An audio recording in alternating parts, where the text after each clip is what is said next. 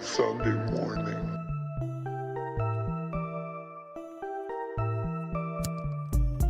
Good morning, Sunday morning.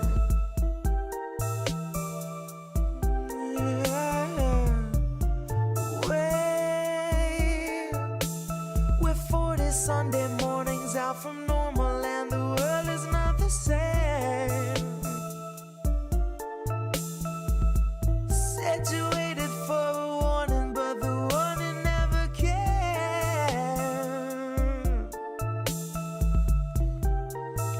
Don't shine a light in my face.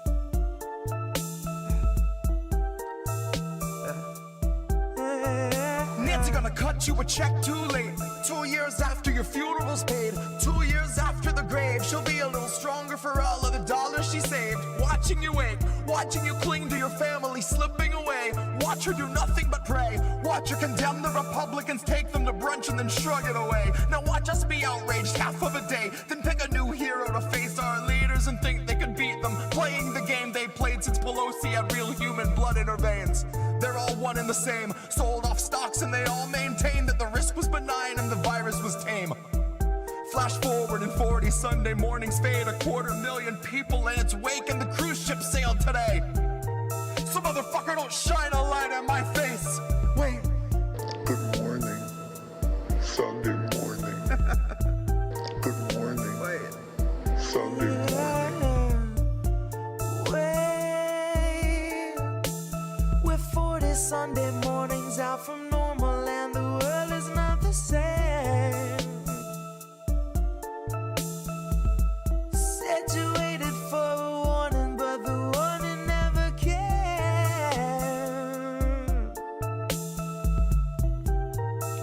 Don't shine a light in my face. Said you waited for a warning, but the warning never.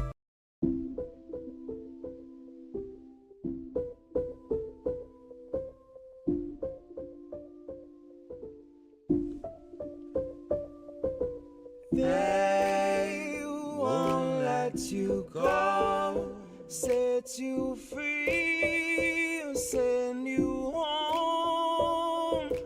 Wait, please say you know what you need is what you owed, and they won't let you go, set you free, send you home.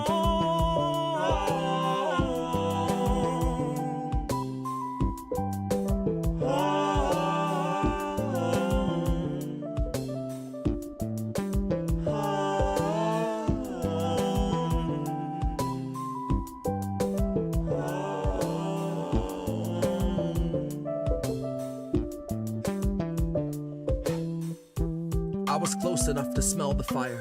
Jesus took the wheel and then he kicked me off the ride. I was busy shouting at myself from in the crowd, about to throw down and drag myself outside. I had to give myself the business. When I show myself forgiveness, it goes right between the eyes. Was looking past my shoulder, never focused on the prize. I stalked myself through burning sand the better part of 40 nights. I found myself staring in the mirror, yelling, "Go into the light." Cause I was in the rear view, staring at the highway, horrified. I was in the road ahead, arms wide, ready to be mummified.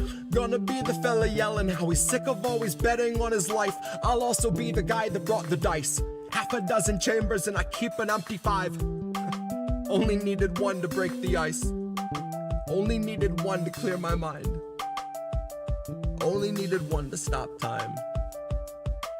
Wait, please say you know what you need is what you owed, and they won't let you go, set you free, send you home.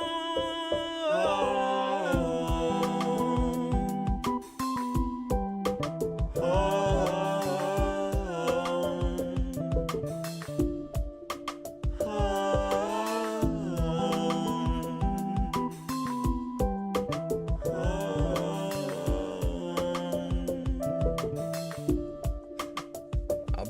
die that brought the dice.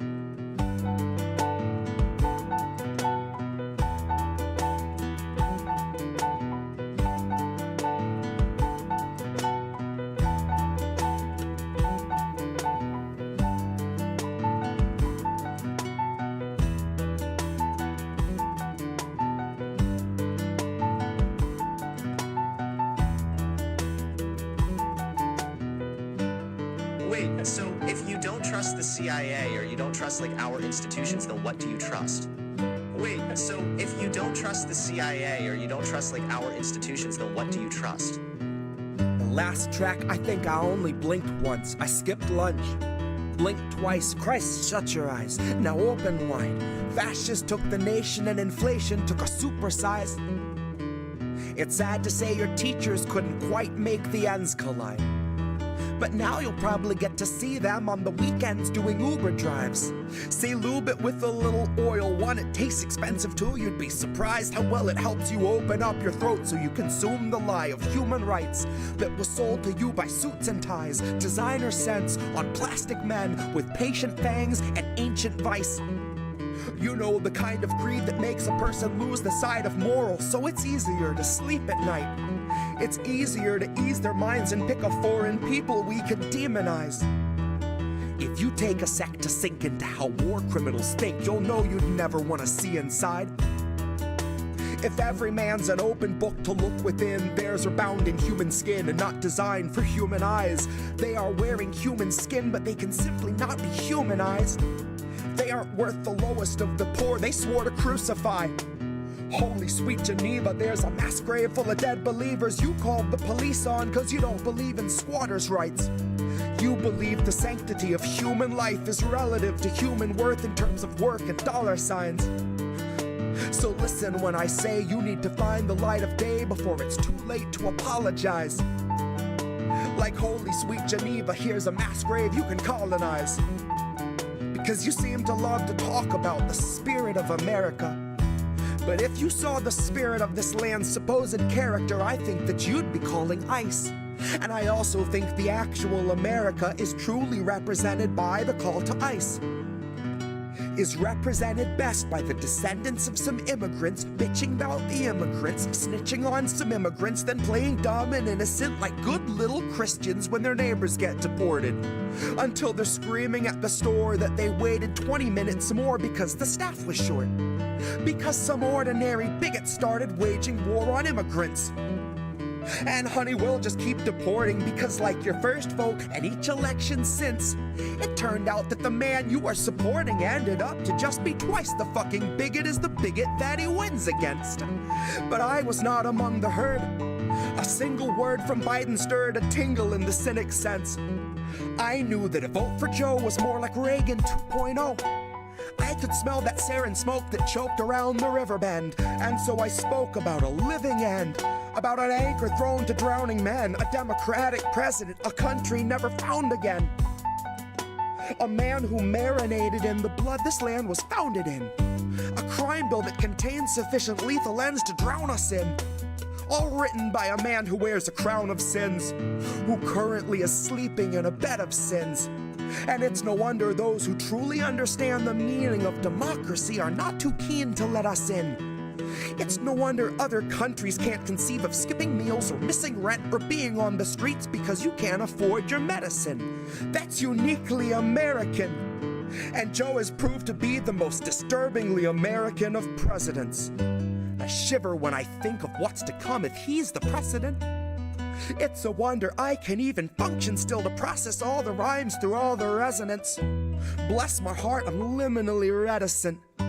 standing on a threshold of bone, ash, and sediment, near a faded marker claiming this to be the grave of all my sentiments, exactly where I left them all and just how I remembered it.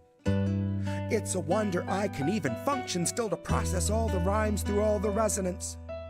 Bless my heart, I'm liminally reticent, standing on a threshold of bone, ash, and sediment, near a faded marker claiming this to be the grave of all my sentiments, exactly where I left them all and just how I remembered it. Wait, so if you don't trust the CIA or you don't trust like our institutions, then what do you trust? Wait, so if you don't trust the CIA or you don't trust like our institutions, then what do you trust? Fuck.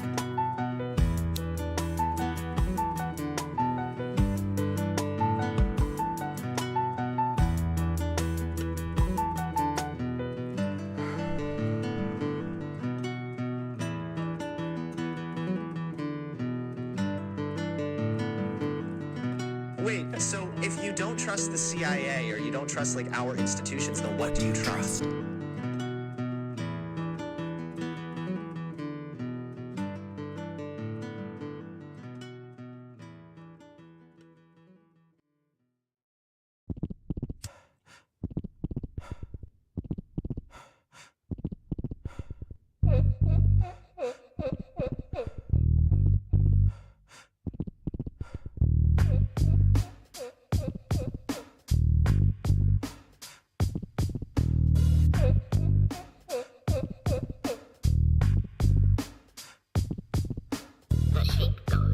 If a hospital's in need of more PPE, there's no reason that they can't buy it.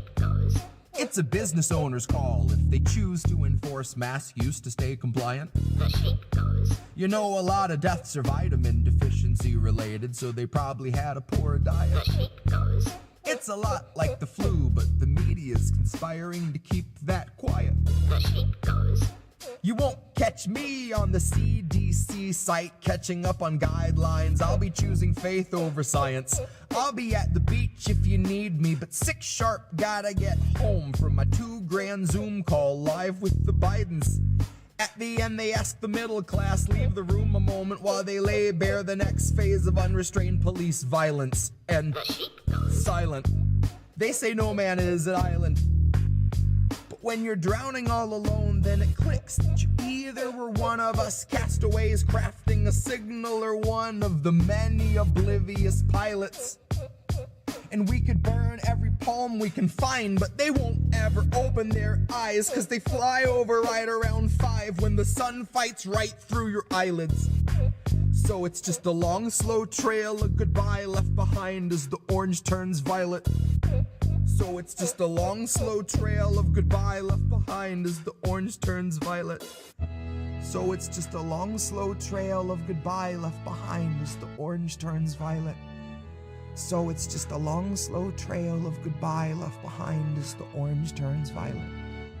So it's just a long, slow trail of goodbye left behind as the orange turns violet. So it's just a long, slow trail of goodbye left behind as the orange turns violet. You can't keep giving us nothing and think we're bluffing about coming for your head. Why play civil when you won't listen to 100,000 dead? And now we know our mission, we form a militia, make Congress a prison. So why play civil when all these dead won't make you listen? Won't make you listen. Make you listen. Make you listen. Make you listen. Born in the shadows of graves, dug for the victims of war or the bodies of negligent poverty, labeled as either essential or brave. We had to watch them lay old Lady Liberty down on the lathe, shave all her salient features away. 'Cause we like our women condemned, we like our women contained, we like our platitudes flaccid and vague, and we like to deify people objectively late for the Hague. We like our senators boneless, because we've only elected the spineless, who all lack backbone and possibly teeth, because they don't bite back and they don't speak up. They resign like sheep into silence. I don't have much hope when the meek all inherit the planet, because they fumbled the House and the Senate and handed the reins to the people they spent 4 years all proclaiming as baseless, corrupted upholders of bigotry, leeching our taxes like bandits. When all of our leaders are wearing that standard. All of them work for the global purveyor of violence, pollution, genocide, bias, fascism, child starvation through sanction, cultural cleansing, and propaganda. Black Mariah, White Miranda, Streets Crescendo, Fascist Answer. Any donation you give them is feeding the cancer. Bloating their egos so they can come dangle the carrot, promise you $2,000 and hold it for ransom. Like we should fall all over ourselves when the squad tweets. We should lick the squad's boots, kiss the squad's feet. They ask, what would the money we promised you months ago actually mean? What would a one-time check to pay part of your rent and allow you to eat for a week mean to you and your...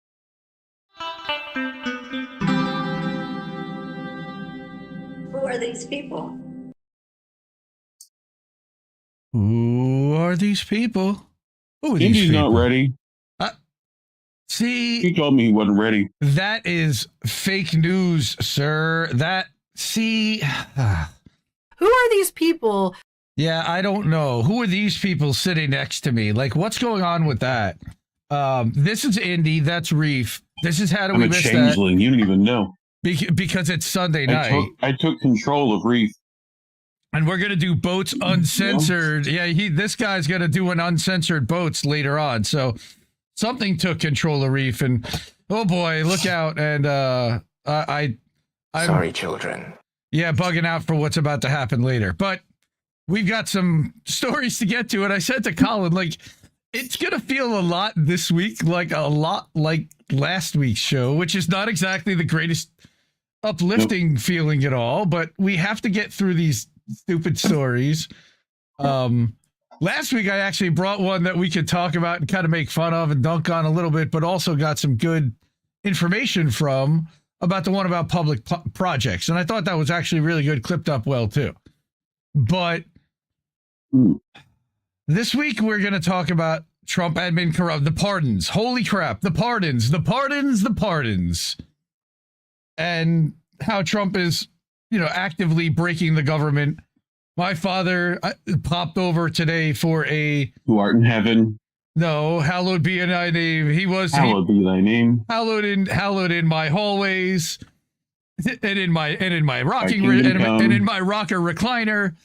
So it will be done. He could not believe he's breaking the country. The business guys into temptation. That's right. But deliver us from the twilight. Amen. Amen. Our Father who art in heaven, and to the republic for which it stands. Thy kingdom come, one nation, indivisible, as it is in heaven. So even he was losing his mind over tariffs. Oh my God, the tariffs. What are we going to do with that's so stupid. What are they doing? Like, even, never Trumper Republicans are losing their minds over this, especially the ones that have money and are invested and know the business community. So I don't know if that's a good thing or a bad thing. I'm guessing it's a good thing to piss off the bosses. A lot of people are losing a lot of money right now, which I guess is also a good thing, because the wealthy people, look, they're going to be fine in the end, unfortunately. Most of the time, look, Tesla stock dropping and all these other stocks dropping, they're panicking. We definitely have the upper class worried. I can tell you, based upon what you're seeing, the panic and the fear mongering that you see on TV, and that it's working. And I'll give you a very potential of acquisition is great is eternal. True, but also you got to throw them once in a while. Yeah. So I had a talking. Once you have their money, you never give it back. I had a talking point thrown at me today that I just swatted down immediately, and it was and I'm not a big fan. I'm not a fan at all of Tulsi Gabbard, but when somebody goes out of their way to turn around and say that she is a Russian asset, that to me is hilarious, and it's a talking point. And I just simply looked at him and said, when has she ever met Putin? When has she ever, like, known? Scum. Yes, like, that is scum. That's a Hillary Clinton talking point meant to smear the person that wrecked her successor, who was Kamala Harris. All right? And outed a bunch of stuff about Bernie and left the DNC. Yeah, she was definitely, kind of disappeared into oblivion to the point where she's like, I'm never going to get anywhere. I might as well be a Republican. Well, first it was an independent. She had the same Kennedy. No, nothing about her psyop. What? Fucking connected to propaganda wings of the military or, flip-flopping on multiple issues. I wouldn't say that Tulsi was ever supposed to be our commander in chief, but I think in her mind there was the potential. Oh, cookies. There is an entire sect of a community that thirsts after this woman and her Cruella de Vil haircut like you would not believe, my brother. It is, yeah, they do need to go find some Cruella de Vil kind of cosplay porn or something, because it's just it's getting uncomfortable. I've heard someone say this joke before. Yes. It's getting it. I don't know where, but it's getting uncomfortable in here. All right, let's get to the stories. Before we get to the stories, we do. Oh, and that's right. Tulsi sent the SWAT team to take my Dalmatians. Well, she is the DNI now, so swatting is a thing. It's usually a thing that gamers do to each other, but that's a whole other topic for another time. While you're here, if you are able and of means, and you are able to take care of yourself, take care of your family, got a couple of bucks, you find between the cushions and the couch, please, if you're able to, support the independent media that you want to see. It helps us to keep the lights on. You see that slider up there? We're trying to get to a couple $1,000s to cover the annual costs and maintenance and equipment, because sometimes stuff breaks or sometimes a power supply goes and stuff like that has to get replaced. And we've got to do something about that. So anything you can do to help. Cash App is $, Indie News Network. ko-fi.com/Indie News Network and paypal.me/Indie News Network are the easiest ways to do that. We've also got the INNnewsletter.com, where I've actually the last couple of weeks been putting Boats uncensored and ad-free up there. It's basically the only place after a couple of weeks you'll be able to find Boats ad-free. So that's a cool new thing. You fool! I have 70 alternative accounts! No, just two. It's me, IND Left News, and INN. That's it. You can find me at one of those two places all the time. Speaking of alternative accounts, had a great show on Saturday with Knights of the Storm. We talked about tech. We talked about platforms. We talked about getting started as a podcaster. It was fascinating. Go check that out. The link will be in the description after the show. So I have a whole list of stuff I'm going to put in afterwards. Very nice. All right. So why you bullying me? We're going to talk about like Trump corruption. Like I said, the signal leaks are the dumbest shit ever. This week in Israeli war crimes, and we're, every week we have a fuck Israel segment, and this week is no different because they keep doing stuff that makes us do those. So we're not going to stop until they stop. Mm-hmm. And then Free Palestine! And then as a result, the Trump administration is listening to Israel, taking their orders from Israel, and more Muslim students are protesting, are getting deported and disappeared by ICE. Isn't that nice? So we're going to cover a couple of those additional stories. Unfortunately, there are so many that I couldn't cover them all. But I have just a sample of what is to come. And that's not cool.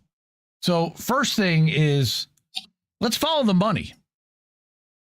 One of the people who follows the money very well is Donald Shaw over at Sludge. And he wrote an article about how there is an anti-money laundering rule that has been gutted by the Trump administration. Surprise, surprise. All right. That now corruption is even more legal. A new Treasury Department rule will hamper the government's power to address money laundering and illegal political donations. Ain't that awesome? Who do you think that's going to benefit? So as it reads, the Trump admin, let me make this a little bigger. Where's the money, Lebowski? There we go.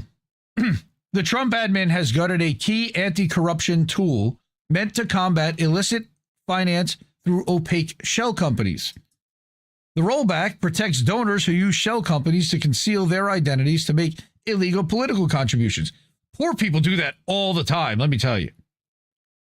Last Friday, the Financial Crimes Enforcement Network, or FinCEN, which is a Treasury Department office, issued an interim final rule scaling back the Corporate Transparency Act. Why would they do that? A 2021 law designed to force companies to report the people behind them, also known as their beneficial owners, to the government. So under the rollback, only foreign companies doing business in the U.S. will have to comply, while, of course, domestic companies will get a free pass. Now, what's funny is this was put in 2021 law, so that was passed under Biden. So that's interesting. Under a somewhat split Congress, but I think it was somewhat slightly Democratic leaning. Passed on a bipartisan basis, like they said, as part of the 2021 National Defense Authorization Act. The CTA was an attempt to pierce the veil of secrecy that surrounds shell companies like LLCs that exist only on paper in order to obscure the flow of funds, like literally money laundering. The law took effect last year. That forced companies to report their owners' personal information, but a federal court in Texas issued a nationwide injunction in December that halted its enforcement in compliance states. How convenient. Now, the Trump administration has finished the job by effectively gutting it. The Treasury Department is claiming that the move was necessary to protect small businesses from having to comply with burdensome reporting requirements. Well, first of all, you could have added an amendment to say that companies that had more than 500 employees, for example, were only eligible for this law. You could easily have exempted the small business by putting a minimum number, minimum number of employee requirement. Without ownership data, maximum, right? Macro, The macro and the micro, and don't.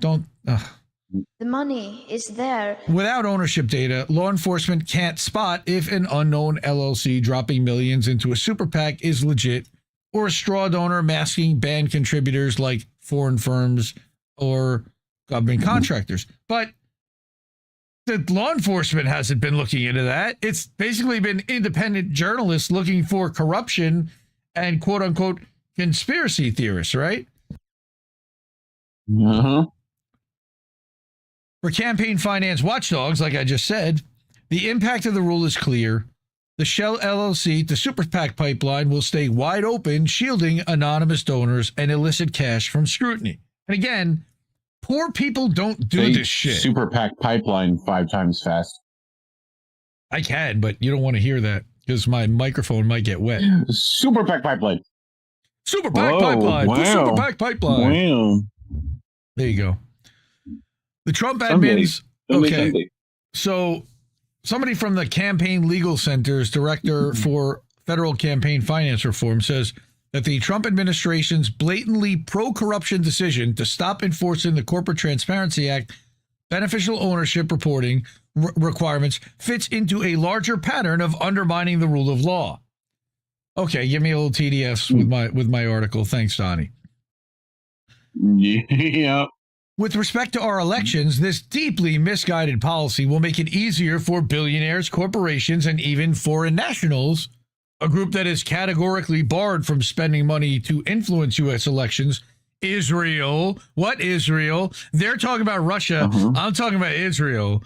To secretly spend money on elections using shell companies as straw donors undermining necessary oversight by election regulators as well as vital electoral transparency for everyday American voters. So that's not good. You violated the law. So that's not good. All right. No.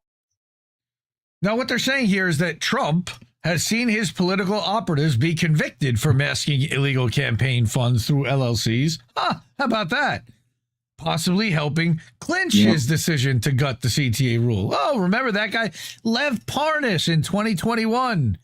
A Russian, a Soviet-born businessman with ties to Rudy Giuliani, was convicted for orchestrating a straw donor scheme. Russian scum! Where he illegally funneled foreign money, including $1 million from Russian oligarch Andrei Muravyev. Putin's a madman. Into U.S. elections.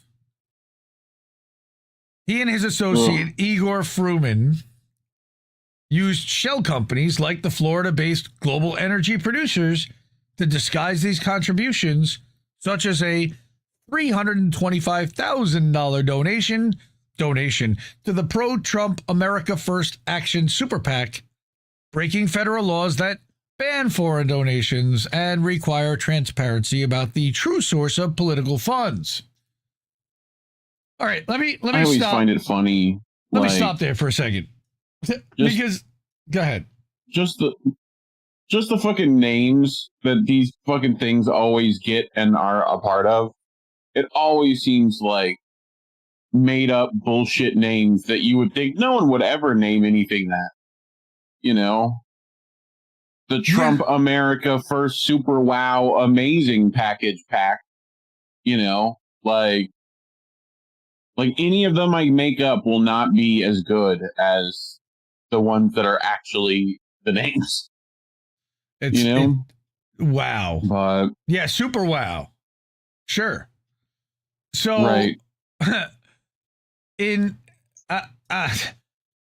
I can't even. So basically what's happening here is they put in a law so that LLCs could not hide foreign money and foreign donors, but also domestic donors, so that you couldn't have a shell company to hide a Peter Thiel donation or a Reid Hoffman donation. Remember, the Uniparty operates on both sides, okay? PayPal Mafia, Elon Musk donations, they can mask all of this stuff through LLCs now, that the LLC, and then on the FEC report and on the Open Secrets report, the LLC is innocuous. And a lot of times, they don't even have to disclose who owns that LLC, and then that LLC donates to that LLC, and that LLC supports that LLC, and all those LLCs, guess what? They all donate to the same candidate. Your friend tells two friends, and their friends tell two friends, and guess what money laundering is? Yeah. So getting back to this. Money laundering? Because that's what What's this that thing that got posted the other day about if the I in APAC was Italy, they'd RICO act it? That's a Sopranos meme. Did they have Tony Soprano thing? Yeah. Right? Yes.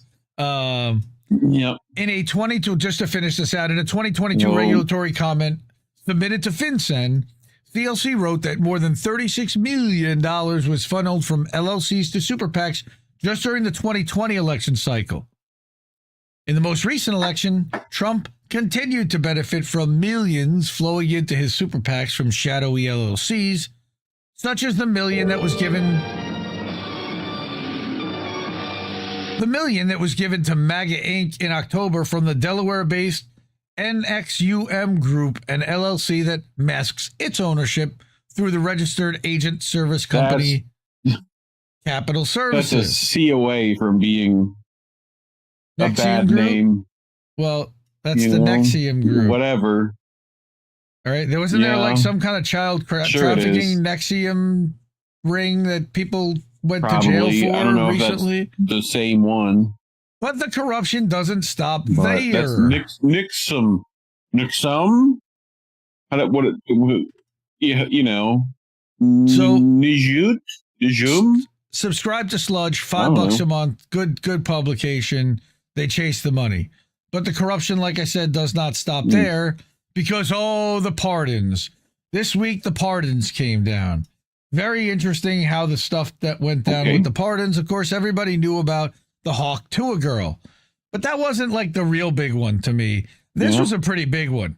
This guy, all right, built what was allegedly an electric 18-wheel hauler, all right, a cab called the Nikola. Yeah. You remember this? You hear of this? No, but we'll figure it out. He was sentenced. How did I miss this? He was sentenced to 4 years in prison in December of 2023 for securities and wire fraud. All right. So this comes to us from FreightWaves. Okay.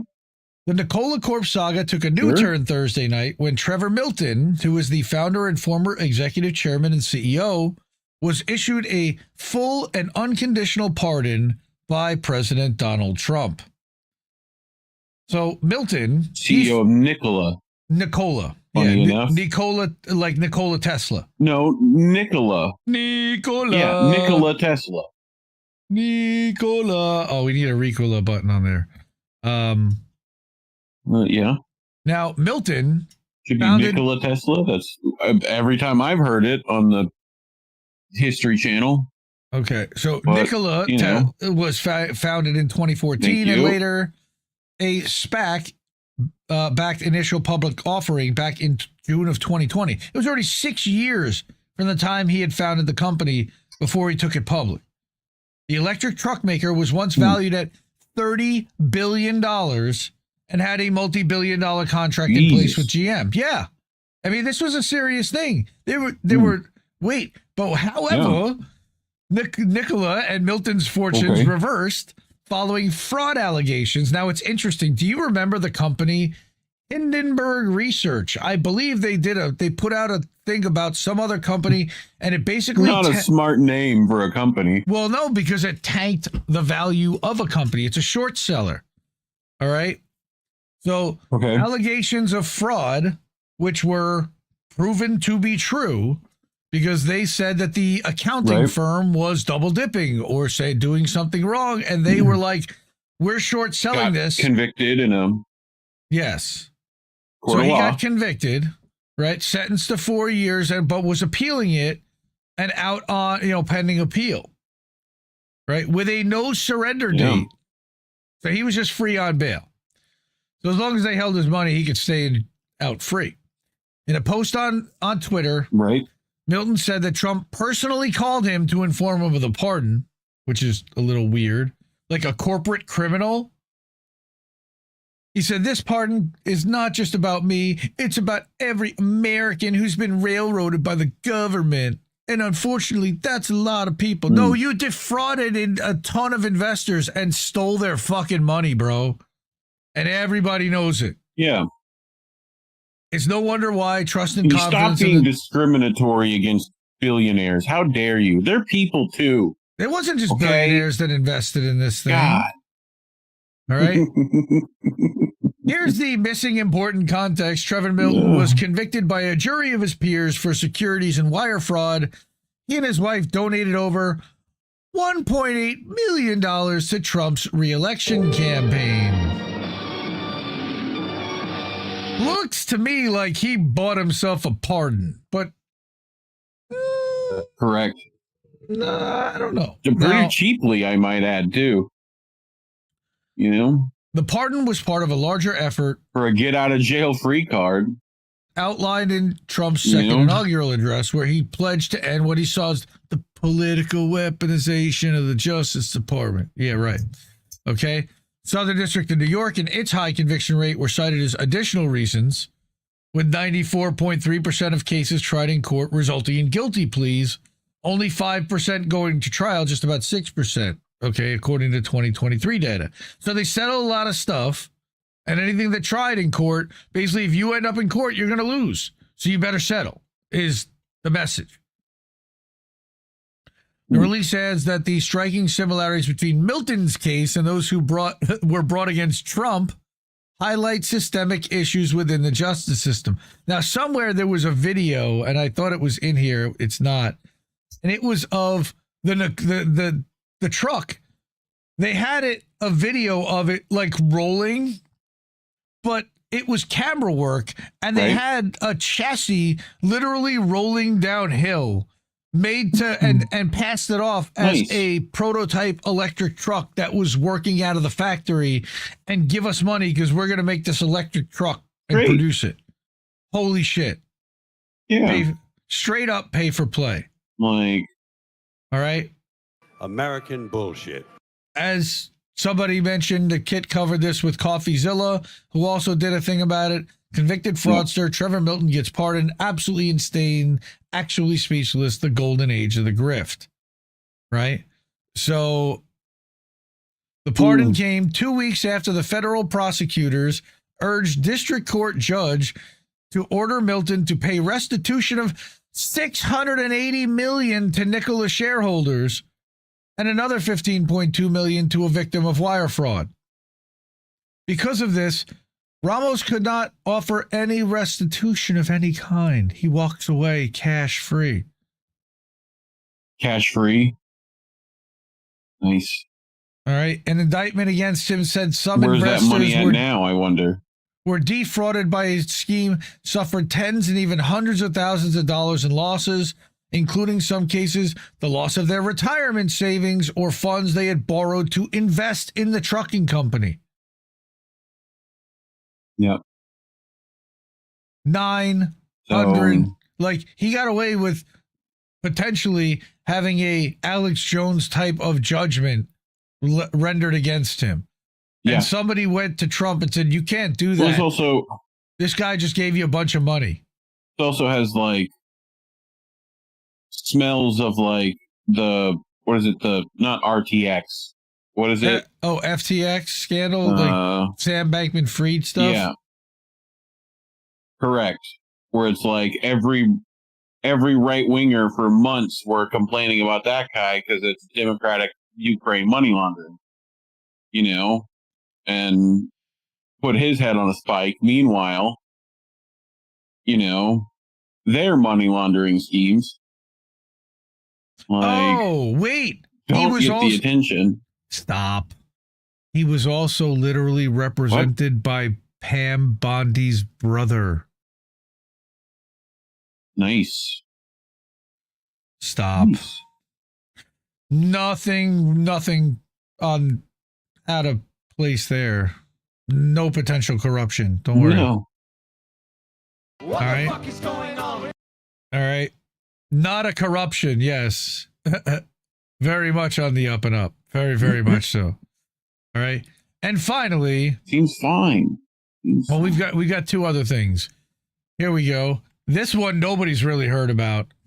This is our friend Michel Decapitated. He's brilliant. They're brilliant. I love them. Follow them on Substack if you're not already. Coming to a Substack near you. Shared this. To a Substack newsletter near you. Shared. I don't follow AP News ever. They're the biggest disseminators of misinformation. So I'm sure half of what they said is lying and spin and playing games for somebody. However, Trump commutes the sentence again of another mogul, Aussie Media co-founder Carlos Watson, in another financial conspiracy case.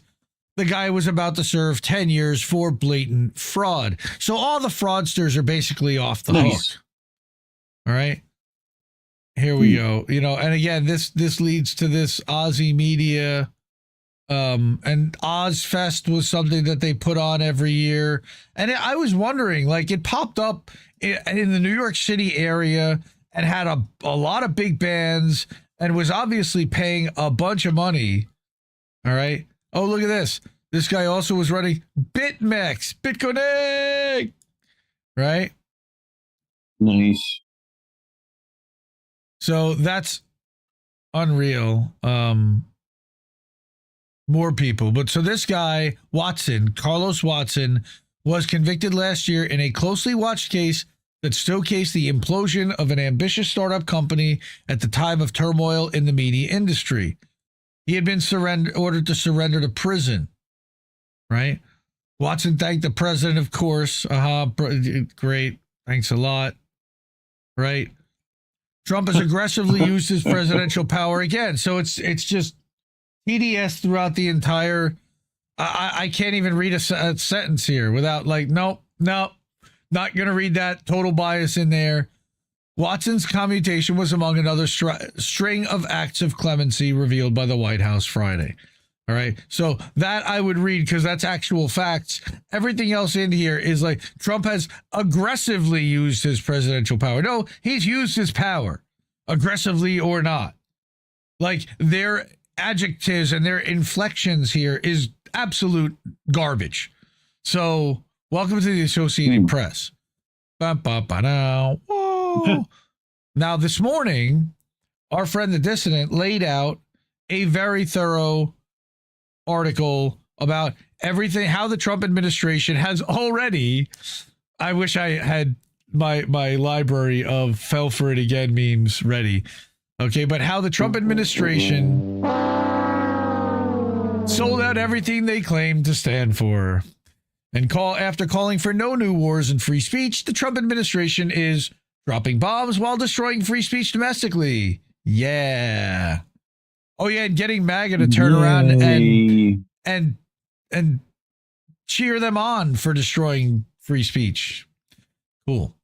So, like he says, Trump and his admin came in claiming to oppose endless wars for the military-industrial complex and support free speech, just to do a 180 and drop bombs in the Middle East for Israel and do a major authoritarian crackdown on free speech.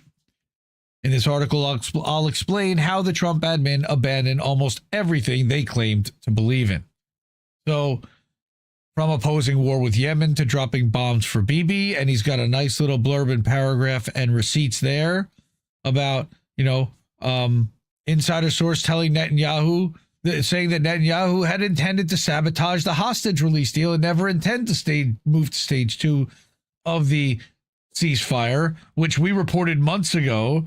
But okay, thanks, New York Times. Another Israeli source told the New York Times Israeli government was repeatedly violating the ceasefire agreement, which we also covered 900 times, while Hamas said that they were not. All right. Israel hasn't upheld its promises, but that Hamas has not violated the ceasefire agreement, according to Ma'ariv, another Israeli newspaper. Instead of putting the mild pressure that they reportedly put on Israel to accept the ceasefire deal in the first place back in January, the Trump administration backed Netanyahu's sabotage of it by approving a $3 billion arms sale to Israel. All about the Benjamins, baby. Nice. All right. Both Netanyahu and Franklin. That's kind of funny. Like I said, it's literally all about the Benjamins. All right. So this is, again, a long piece. He also then documents other pieces that from free speech champions to literally 1984.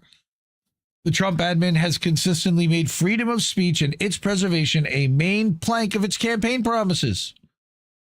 In fact, even earlier this month, Trump, of course, gaslightingly claimed that he stopped all government censorship and brought back free speech in America. Sure he did. The MAGA movement was correct that the Democrats, particularly under the Biden administration, were censorious.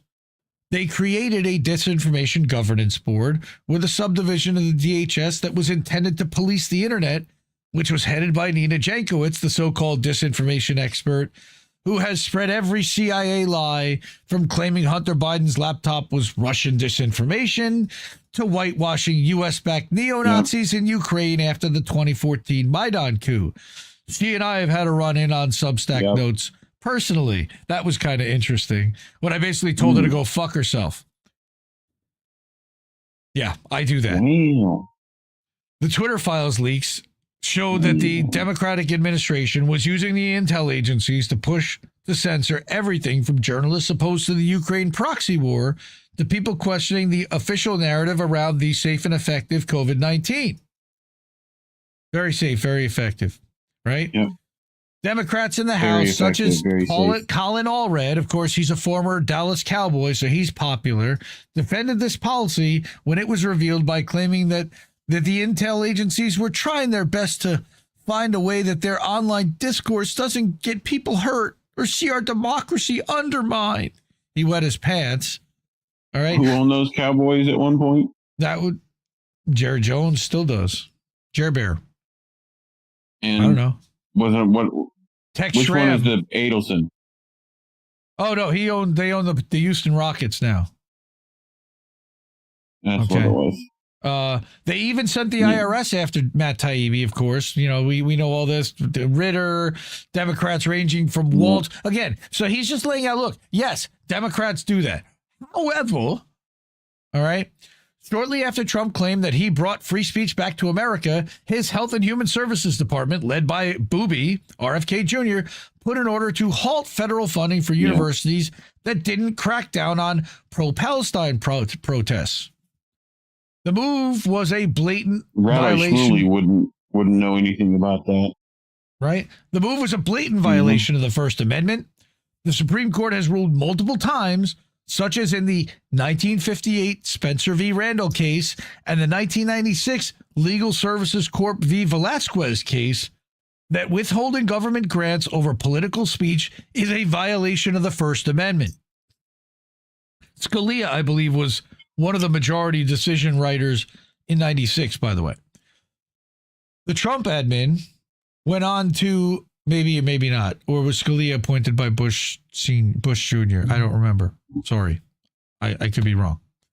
Trump admin went on to use ICE to arrest, of course, Mahmoud Khalil, a legal American resident and green card holder married to an American citizen, because he protests against the genocide in Gaza at Columbia University. It's a little bit more complicated than that. We're going to get to that in a second. They actually, it turns out, we're going after all the negotiators that were trying to get the people out of the buildings. Now they're going after them too. And I'm going to show you a video in a little while of one that did that they're doing that too now. The Trump admin did not accuse Khalil of any crime and has no proof that he has any connection to Hamas or any other group in the Middle East. As the Times noted, officials still have not accused him of having any contact with the terrorist group, taking direction from it, or providing material support to it. So just saying that you want Israel to stop murdering children is now enough to warrant disappearing. And we've covered this extensively the last couple of weeks, and we're going to get into it more in a little bit. But he sets up some of what we're going to talk about very nicely. The paper noted that the admin's rationale for arresting him was because protests that Mr. Khalil played a key part in were anti-Semitic, because they protested Israel, and created a hostile environment for Jewish students at Columbia, even though Jewish students were participating in the demonstration and the protest, and that the United States foreign policy includes combating anti-Semitism across the globe, except for Palestinians that are Semites too, and that Mr. Khalil's residencies in the nation undermines that policy objective. No, it doesn't. And the policy that undermines that policy objective is Israel murdering children, because if they stop doing that, all of these campus protests would stop. All of them. Stop killing Palestinian children, and all the kids go home. All the kids go back to their dorms. Very simple. It's that simple. You just don't like not killing Palestinian children. And sorry about that, but they're not going to stop. So if you don't stop, they're not going to stop. In other words, they're explicitly trying to intimidate and shut down protests opposed to Israel's mass slaughter in Gaza by arresting and threatening to deport legal residents for political speech. Brian House, a senior lawyer with the ACLU, called the arrest of Khalil one of the biggest threats, if not the biggest threat, to the First Amendment in freedoms in 50 years. Fair. This free speech crackdown did not end there. Recently, the Trump admin, and we're going to show this video, is arrested and is planning to deport Rumeysha Öztürk, a Turkish student at Boston's Tufts University, because she wrote an op-ed for the school's newspaper, the Tufts Daily, where she called for the school to divest from Israel and acknowledge the Palestinian genocide. That's minimal. That's not even like inflammatory rhetoric. The fact that the Trump admin is willing to arrest and deport and disappear legal foreign students for something as simple as writing an op-ed in the school's newspaper shows that they're truly attempting to stamp out any opposition to Israel's genocide in Gaza on college campuses. Haha, go figure. And I wonder who's telling them to do that, because I'm sure that it's America and it's American companies and corporations that are really worried about protesting Israel's genocide, right? No, it's coming from Israel, folks. Aside from the fact that this policy is a blatant violation of the First Amendment, it exposes that the Trump administration never actually believed in anything. Robert F. Kennedy Jr. I believed in this. Well, this was like, well, right. I find this thought process, and we've seen this at like elsewhere too, especially with fucking Booby, that this idea that they were innocent to begin with, and they just happen to be compromised now, like, How about new? Right? You crazy Dutch bastard. No, they're fucking Kennedys. They're elites. They've been on this fucking train since the train got fucking wheels on it. All right? Like, what are we doing? Kennedy fucking stupid. Has often championed himself. Ever happened to the Kennedys? Well, because of all because of his vaccine stances and his exposing of the aluminum in vaccines allegedly and not really or whatever, and the lack of testing, and his supporters, again, they're true believers and you can't tell them anything. Kennedy has often championed himself as a free speech supporter, even saying in 2023, quote, when people censor speech, when we look back at history, they're never the good guys, and, quote, government abuses every power that it's given, and if government suddenly has the capacity to censor its critics, it has a license for any atrocity. Huh, why don't you tell the guy you work for, douchebag? All right.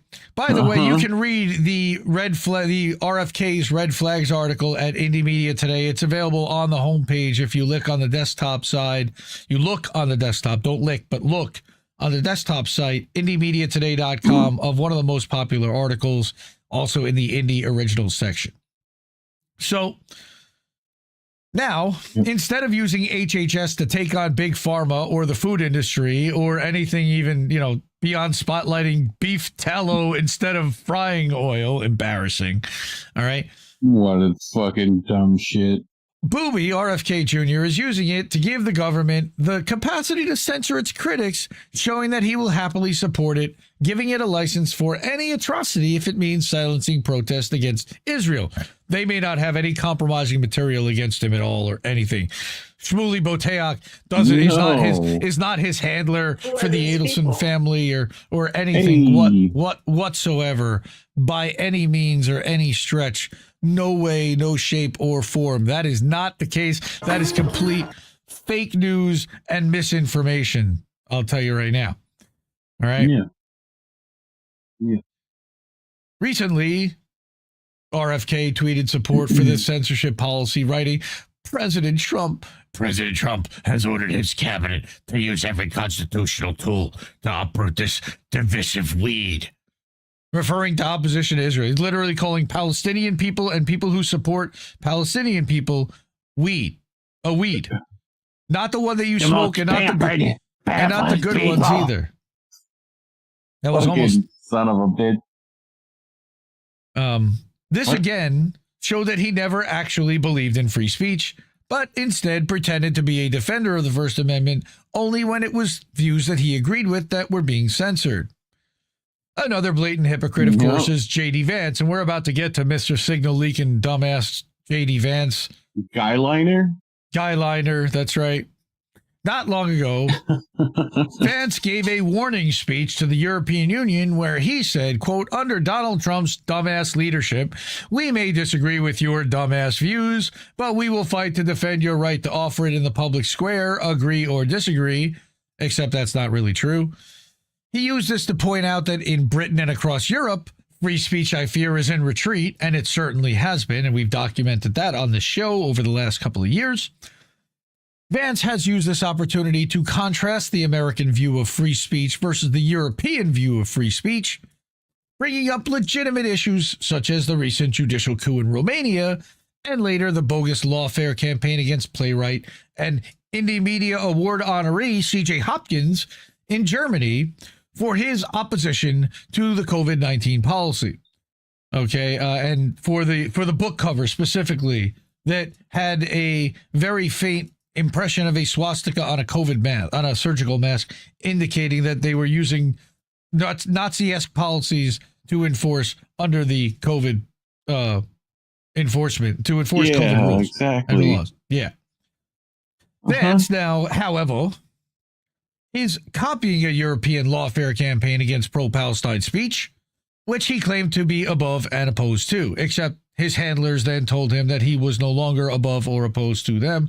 So everything is vanilla and fluid anyway. In Vance's recent speech, well, in the one in Europe, he cited examples such as Britain addressing anti-abortion activist named Adam Smith Connor, but glossed over one of the most dangerous lawfare campaigns against speech in Europe. Go figure. Vance didn't mention what happened to Richard Medhurst, who's been faced terrorism, quote-unquote, charges in Britain and Austria for his reporting and commentary on Palestine. Although there's been no hearing, there's been an investigation where he's been muzzled and they took his equipment, allegedly. We haven't really heard that reported in too many places. Nor did Vance mention that pro-Palestine activists in Britain, such as Asa Winstanley, Sarah Wilkinson, and Richard Bernard, have also been targeted by British authorities for posting content online critical of Israel. We have here on this show... Wake up, asshole! Vance also glossed over the fact that Switzerland arrested journalist Ali Abu Nima, an American citizen, to prevent him from giving a speech on Palestine, or that Germany threatened him with arrest to prevent him from attending a conference in the country on Palestine. Both of which we covered on this show. I'm seeing a recurring theme here. Subscribe to The Dissident, the 307.substack.com. He covers the same stuff we do. How long before they start burning books? They've already done that. Yeah. Far from sticking to his stated principle that we may disagree with your views, but we will defend your right to offer it, unless it was Palestine and free Israel. Speech of ideas. J.D. Vance's admin is now copying the European lawfare campaign against Palestinian speech through their arrest and planned deportation of legal residents like Mahmoud Khalil and Rumesia Ozturk for their opposition to Israeli war crimes. And that's just the least of it. Let alone the lawfare campaign that they're executing. And Go ahead. Shout out to the groups of libertarians who agree with us on this and are actually consistent in their, approval of free speech here, regardless of what people say. Look, we aligned with them on free speech when it came to Assange. We want to see that. Yes, look, we were consistent with the January 6ers. We are consistent across the board. All right. If you did not do anything to violate the law, there are laws and things in place that can catch exactly what you did. But using harassment or using going over and above to prosecute and persecute people. Look, we saw this in Montreal with Yves Engler recently also, where a citizen had him locked up for 5 days for calling her a Zionist fascist, which she is. So he says, it still shocks me how partisan hacks in American politics don't actually believe in anything as principle. Remember, he's from Toronto. He's Canadian. The Trump administration correctly opposed the Biden administration's warmongering at times, but is now pushing for more wars in the Middle East on Israel's behalf. Yemen is what we're going to talk about. And now it's saber-rattling for Iran. They pretended to oppose the Democrat censorship policy, but are now pushing the same thing under the guise of combating quote-unquote anti-Semitism. There's the Stop Anti-Semitism Act as well. All right. And quote-unquote terrorism, which we're all worried about. We're going to all be deemed terrorists because anyone that says free Palestine or anyone that is pro-Palestinian and does not want to see Israel kill and maim Palestinian babies is allegedly a terrorist now, instead of quote-unquote hate speech or misinformation. They just rebranded it. The Trump admin's betrayal of any principles they claim to believe in goes to show that both political parties exist to sell war and censorship, the same shitty product sold in red and a blue package. Thank you to the dissident. Terrorist, terror organization. All right. Just had a flashback for a second. Yeah, well, I mean, it's, look, Trump is red Biden. Biden is blue Trump. A lot of the policies are the same. The rhetoric may change. Exactly the groups that they go after may change. Okay, but a lot of it's the same. Now, Trump dismantling the federal government right now and doing what he's doing is nothing that I thought that the Biden administration was going to do. But did I know they weren't going to do that? No, because this is coming from above. This is coming from the donor class, from the oligarch class. Would it have been Eric Schmidt and Google getting their hands into the Defense Department and everywhere else within the government rather than Peter Thiel and Palantir? I don't know.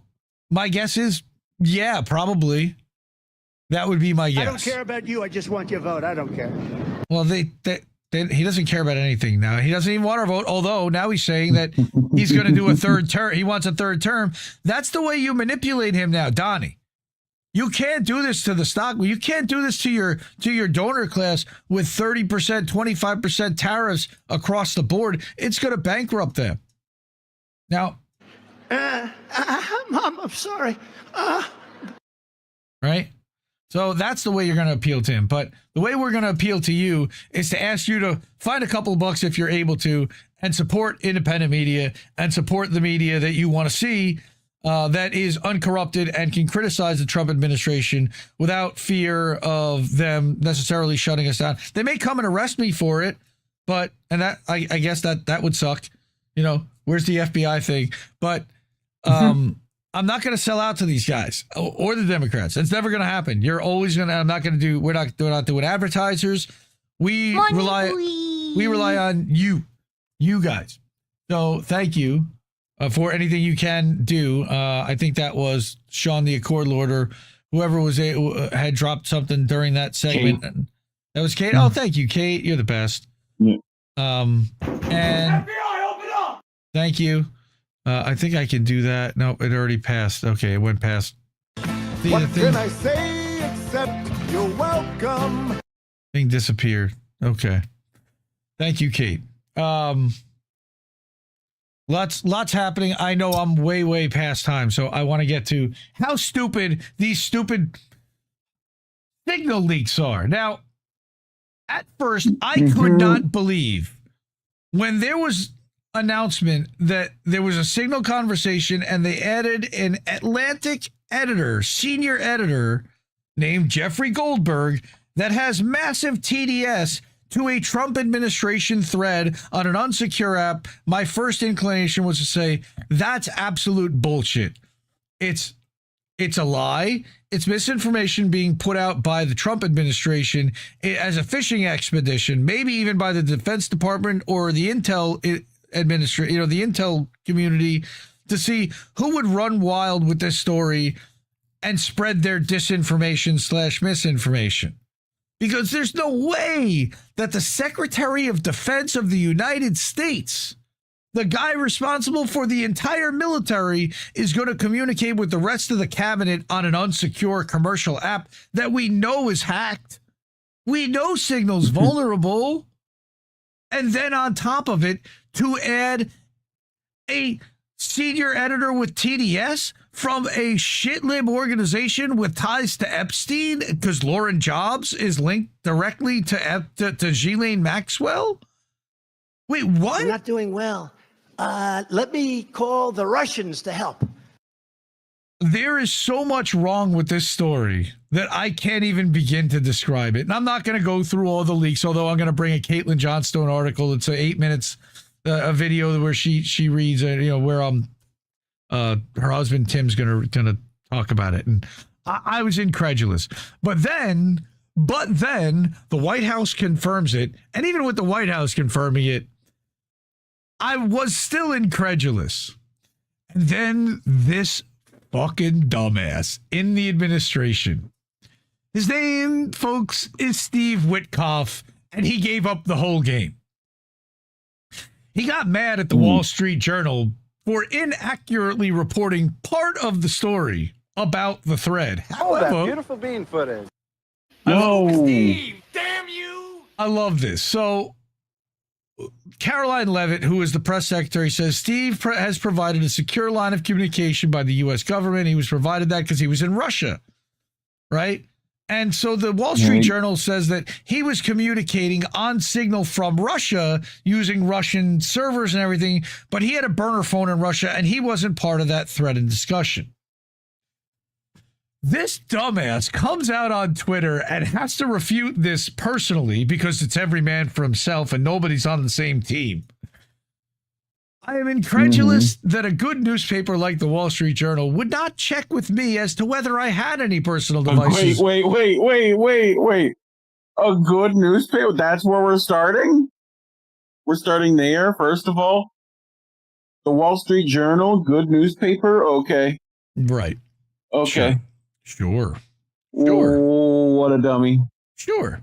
So start there, the good newspaper. All right. But on top of that, all right, he then says that they didn't check with me on whether I had brought my devices to Moscow. If they had, they would have known the truth, which is that I only had with me a secure phone provided by the government for special circumstances.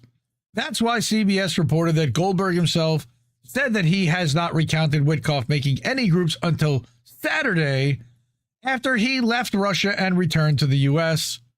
Guess why? Because I had no access to my devices. That's the responsible way for me to make these trips and how I conduct myself. He's basically admitting that he joined the thread on Saturday. No? He's admitting that he joined the thread, which means that the whole thing is authentic and real, and he's only doing it to clear his name that he wasn't in the thing before Saturday, but yeah, it was part of the thing, and yeah, it's unsecured, yeah, we added the journalists, and don't worry about any of that. But clear my name. Fuck you, Wall Street Journal, because you guys were wrong. Tired of hearing about your signal leaks. Holy shit. Your damn signal leaks. The American people are sick and tired of hearing about your damn emails. This is, okay, so this is the dumbest thing ever. He just gave up the game and admitted 100% that it was authentic and true. Dummy. He didn't have to say a fucking word. I have no idea why he would have put out a statement to try to clear his own name in here, because they're all implicated and guilty because they're all communicating over an unsecure fucking app. And they had some kind of a disappearing chat, which allegedly, you know, because we know that Signal doesn't have any kind of server that records every traffic, even if they're disappearing. No. Nah. But allegedly that. Or just easily screenshotted, one of the two. Yeah, by a member of the fucking thing. Like, especially if it's a member of the media that had the thing. Like, what a fucking what dumbasses. What the fuck? Bro, like losing my head through this whole thing. The secretary of the guy responsible for the entire military is chatting on an app that we knew 18 months ago was insecure and reported on it thanks to Kit Clarenberg. They're part of the Siphon Project. Okay? CIA led. Yeah. And cracked.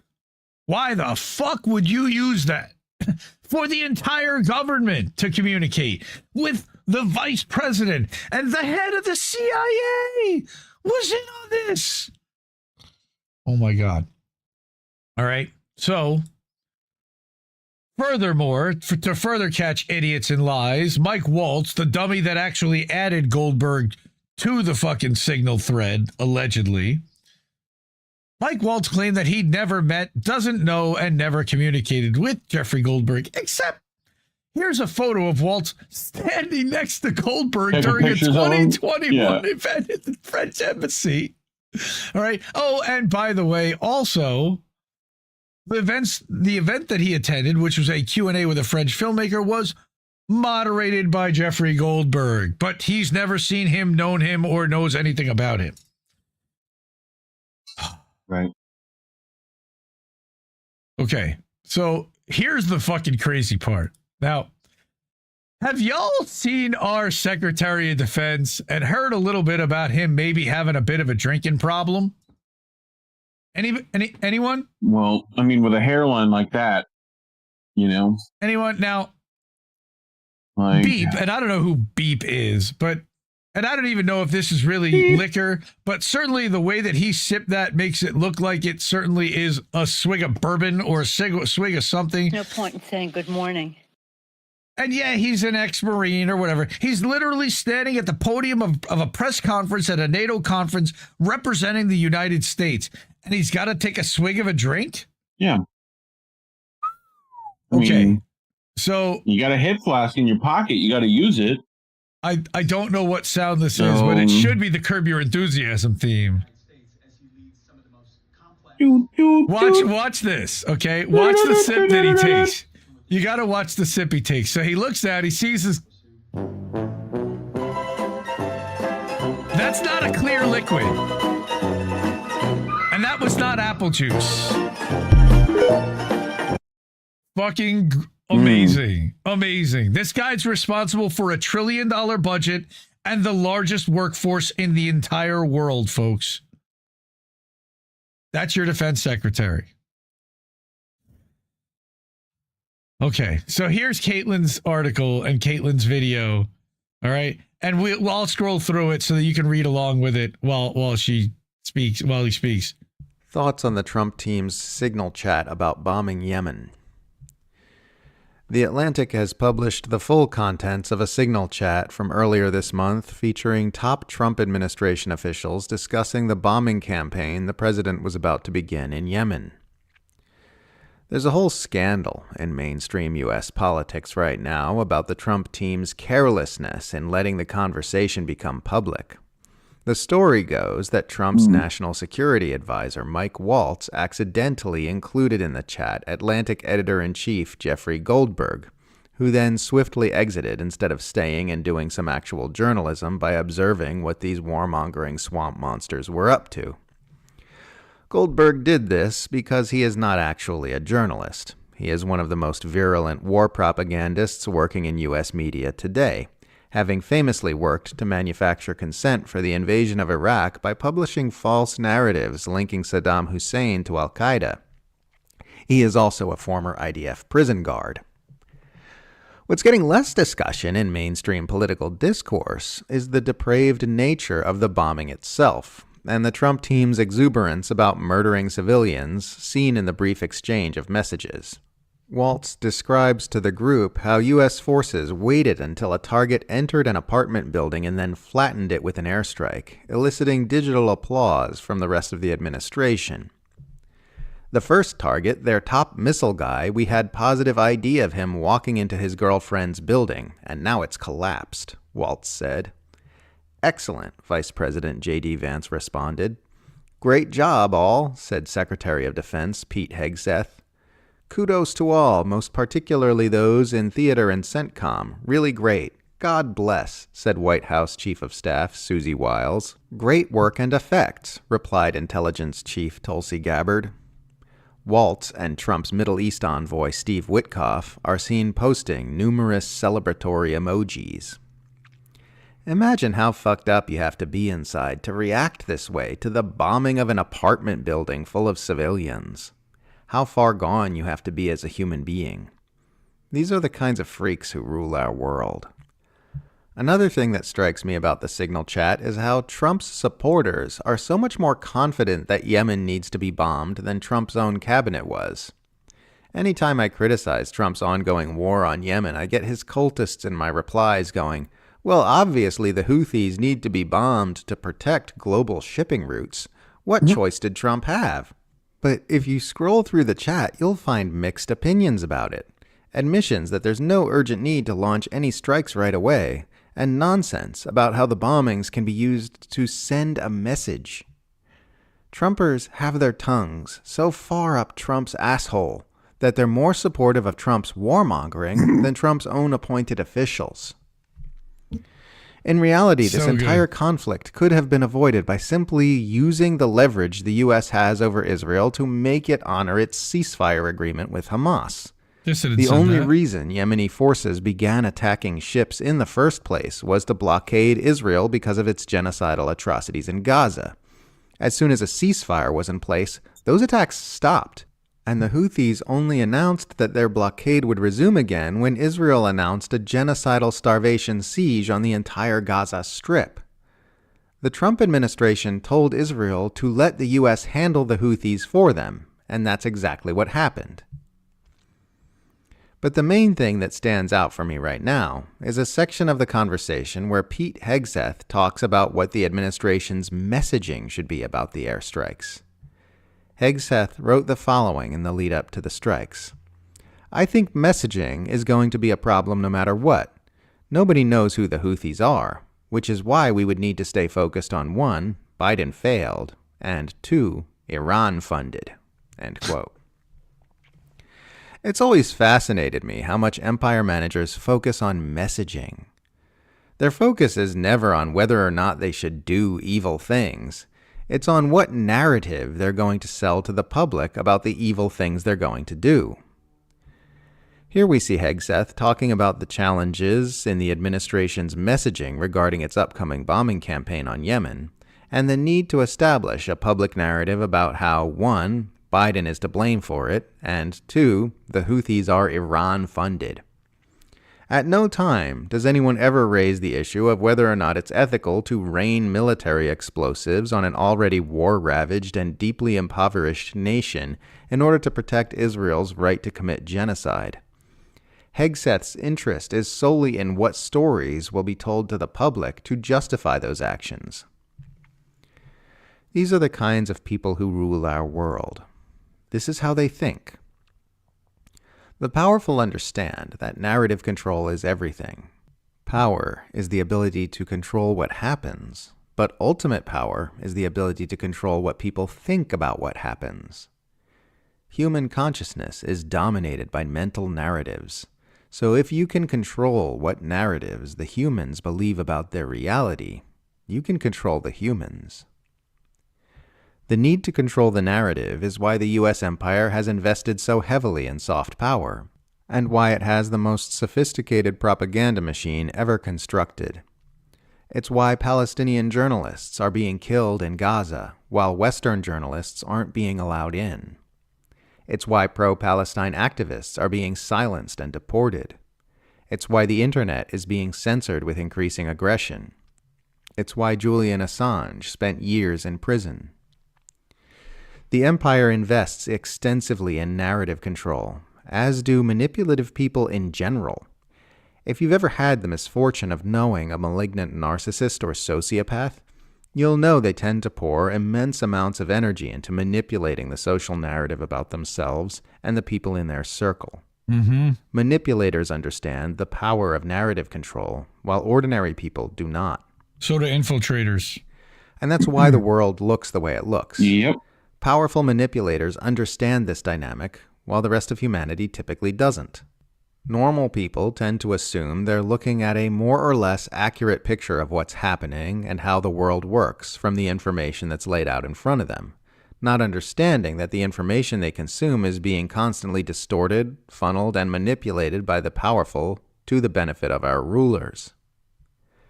That's how consent is manufactured. That's how wars are justified. That's how revolution is suppressed. That's how the political status quo is maintained. That's how the public is duped year after year into signing on to more of the same while being robbed, cheated, exploited, impoverished, censored, oppressed, brainwashed, and driven to environmental disaster. The real currency of our world is not gold, nor bureaucratic fiat, nor even war machinery.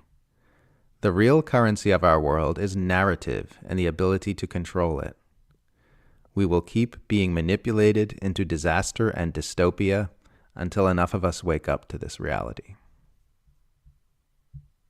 I love those two people. Go follow them. Yep. Indie Media Award honoree Caitlin Johnstone and her husband Tim Foley, who does the readings. Like, again, there's him underlining messaging, her underlining messaging, but there's links to other stuff. There's a tweet from Dave DeCamp that says, so the Signal chat reveals that the U.S. waited for the Houthis' top missile guy to walk into a residential building where his girlfriend lived before launching an airstrike that collapsed it, which must have killed civilians. And J.D. Vance said this was, quote unquote, excellent. That's your vice president, folks. I don't know if you have this too, but here, I have this about It's from John Ratcliffe, right? Oh, Ratfuck. What? No, his name is Ratfuck. Yes. Ratfuck, I forgot. My apologies. From the CIA perspective, so this is Joe Kent, right? The Israelis will likely take strikes and therefore ask us for more support. I'm looking at whatever boats. they use against the Houthis, but that's a minor factor. Oh, how about this?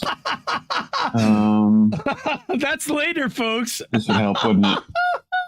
Yeah. It's just a boat. We'll get to it.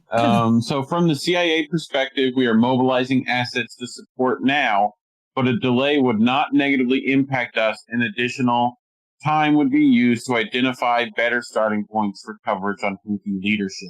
So anyone involved at this time when these leaks were happening, heading to the Houthis?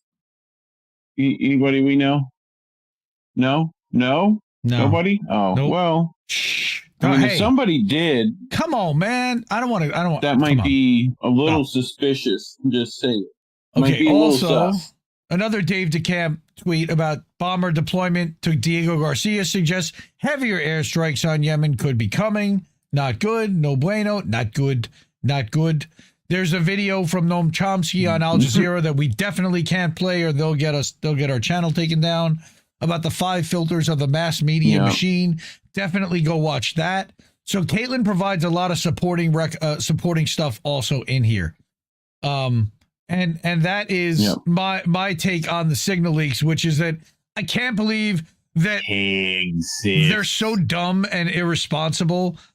And I can believe that they're such monsters that would plan and cheer on such awful devastation and murdering people, innocent people. But this is where we are, folks. And now we've got it in black and white, where they're including fucking TDS journalists. They don't care. Now, other people feel that speculation. Let me go to a speculation here. That Miriam Adelson ordered Mike Waltz to add Jeffrey Goldberg to the chat. I don't know if that's true, but I've heard rumors, and I can say that I heard rumors. Do you have the stuff? No. Do you have the stuff from was it Moranzi? No. Alon Moranzi that I sent you? No, Alon Mizrahi? No, I did not. He's good also. I like him. Thank you for remembering his name, because like I can picture it in my head, and it's like R with a Z in there. He's like an Israeli. I think he still might even be living there, like in the belly of the beast, deeply anti. No, I don't see an Alon Mizrahi thing here. I see your Stream Deck picture is the last thing I see in Discord. Might have been quoted by David Miller too. Well, we're waiting. No, we are voting tonight. We are voting. We are voting on Rumble only, on the Ocho, Rumble, Kick, Twitch, Odyssey, BitChute, everywhere else except BitChute. We're not going to be streaming on YouTube. We're not going to go on the Ocho on YouTube. We're not going to go on INN YouTube. We're going to be everywhere else but YouTube. Screw YouTube. They don't get Boats Uncensored. And because of that, we do get censored. And we are also demonetized this channel if you're able to. And it means, please don't give to the platforms. Do it via Cash App, ko-fi.com/Indie News Network, or paypal.me/Indie News Network as a friend and family. And that gives us no fees. We like having no fees because that puts the most money in our pocket. Otherwise, we're paying the banks and we're paying the multi-billionaires and we're paying the hedge funds, and they're taking their cut. We don't need them to do that. They can get their cut from somebody else. Thank you so much. Okay. So, yes, fake news cookies. There is votes tonight. We are voting. I don't know. I am not voting because voting is like writing a letter to Santa Claus in a lot of ways, sadly. Yes, Desert Mantis, we quoting Bill Casey, while Bill Casey will know our disinformation program is complete when everything the American public believes is false. And literally that stuff she's talking about, the narrative stuff being more important. This is like my dad talking about Tulsi Gabbard being a Russian asset and a Russian stooge. Where did that come from? Who did she talk to? Natalie, yes. We did get your Cash App. Thank you. Reef, did you get Cash App from Natalie, or was that me? That might have been. I got to check the Cash App. Wow, holy moly. Yes. We got a bunch of Cash Apps. Natalie tonight. Thank you so much. Yes, 10:15. You dropped that over there. You're the best. And the other day we had Anna and we had Natalie. Happy late birthday. That was the other night. I think we got that. That was last week. But yes, we do have. Thank you for telling me. So yes, Cash App. Cash App. I don't have a way to put that up there. So if you Cash App, let me know. I'll put it up. Well, thank you. I definitely want to do that. We just don't have a way to notify immediately on screen like we do with the Ko-fi. But thank you, really, Natalie. You're the best. Notifications. We don't want to see notifications. Now, God, we're up to the portion of the program I did not really want to do. It's Eid. What Eid is the end of Ramadan, I believe. It's a big celebration. It has children in their Sunday bests. It's, you know, they've been fasting throughout the daylight for, is it 28 days? Yeah. And now it's over. The ceasefire's over and the bombs have been dropping. And on Eid, Abu Bakr Abed says, on Eid day, we're being slaughtered while Muslims prepare the nicest sweets and clothes. I'm absolutely enraged. And the Israeli military says a ground offensive has begun in Al Janina, a neighborhood in southern Gaza's Rafah. And I'm going to bring some other horrifying stuff, and I'm really sorry to have to do this, but they're doing this, so I have to. This is a Palestinian kid. Okay, I'm gonna pause this for a second. This is a Palestinian kid. Screams for the world to feel his pain after he and his family were injured in an Israeli airstrike on the first day of Eid. Eid Mubarak, everyone.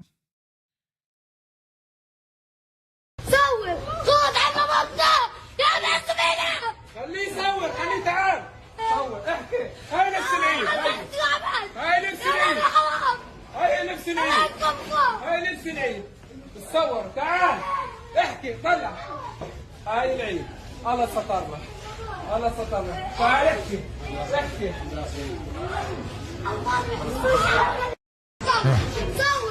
So that's how I woke up. I think it was yesterday morning.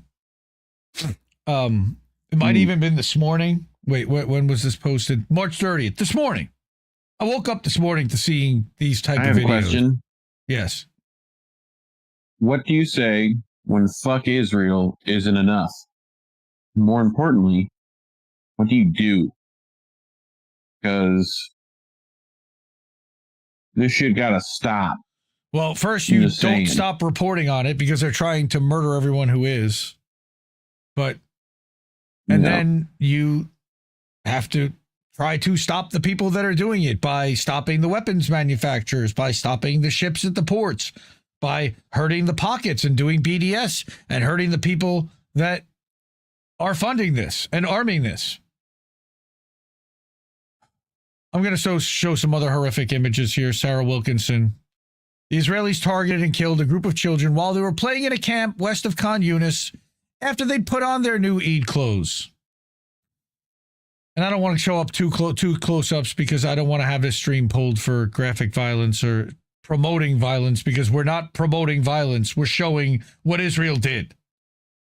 Sarah also shared that as Muslims around the world prepare to celebrate Eid, Israeli troops topple the last standing minaret to symbolize the destruction of Islam in Gaza. Isn't that nice? Who are the terrorists again? This place is leveled and destroyed. Remind me again who the terrorists are. Are we the baddies? He was martyred alongside his mother this morning, wearing Eid clothes. He was alive this morning, looking forward to the joy of Eid, but the occupation stole those moments of happiness from him and the rest of his life.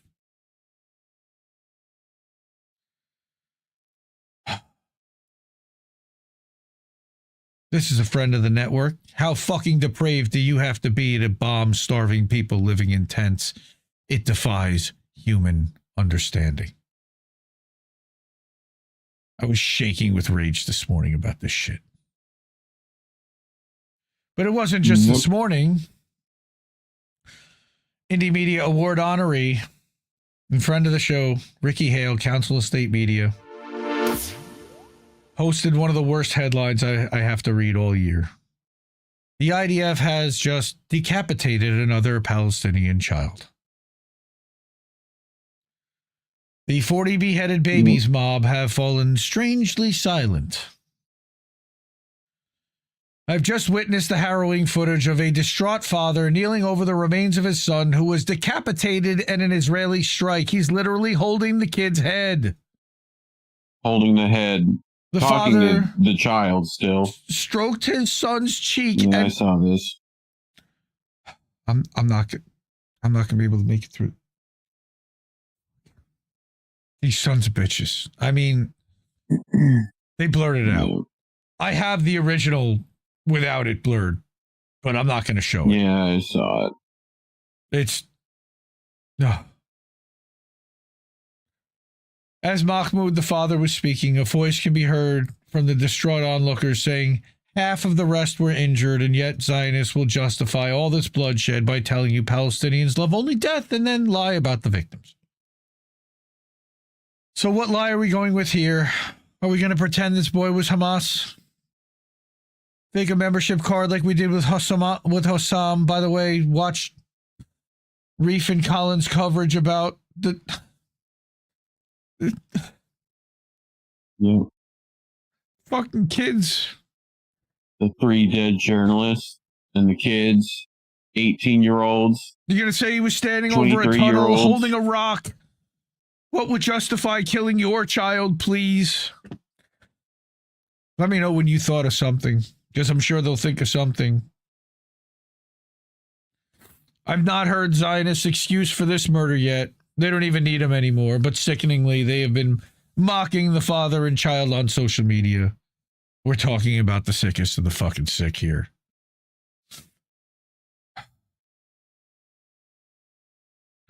When we were falsely told Hamas had decapitated 40 babies that had apparently justified genocide. Now, for the people on the podcast, I just scrolled past 2 tweets from monsters the other day. One of them saying to, quote unquote, just tell them Hamas won. That'll cheer them up, unquote.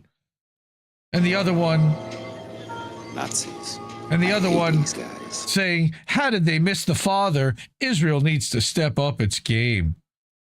Wow. Watching a father hold his son's decapitated head in his hands after Israel murdered him, and this is what they say. Bot or not, with a blue check or not, those people, they're irredeemable. I mean, we talked about 3 young men who were definitely men at that point because they grow up far too young in Palestine.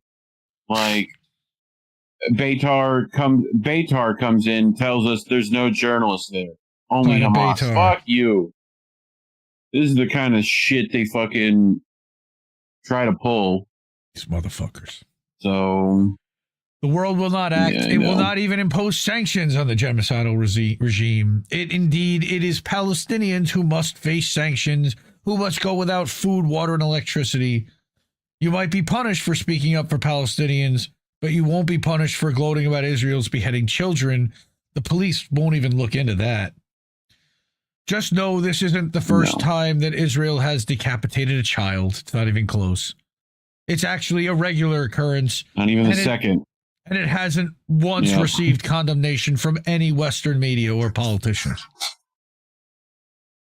These child decapitating strikes are being carried out with the help of course, the Royal Air Force and the U.S. military, who are conducting surveillance flights and picking Israel's targets.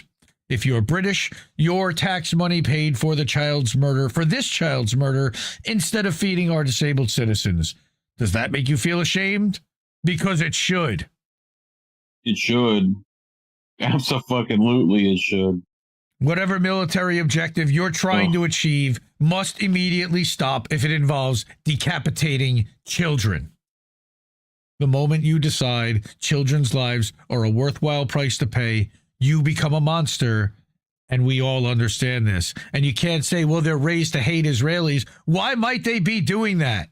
Why might they be? Could it be because they're raised in a prison I think Israel's with doing no a good right job on their own on that. with no right of travel or passports or clean water or 24 hours of electricity a day or make no mistake, if Hamas had just decapitated a child. But we gave them greenhouses that one time, Indy. Oh, and they destroyed them and filled them with concrete. Because they thought they were poisoned. Make no mistake, if Hamas had just decapitated a child, anyone applauding it would be banned from social media and arrested for supporting terrorism. They would be expelled from university, and if they were foreign, they'd be deported. But when Israel decapitates children, you're portrayed as the good guy for supporting it. The people who disagree with you are punished. And Ricky is frightened right now for his safety in the UK, and I'm frightened for Ricky's safety in the UK. So support Council of State Media. Support Council of State Media. We need them more than ever. I love Ricky, and I really appreciate him and his journalism. But it doesn't end there, folks.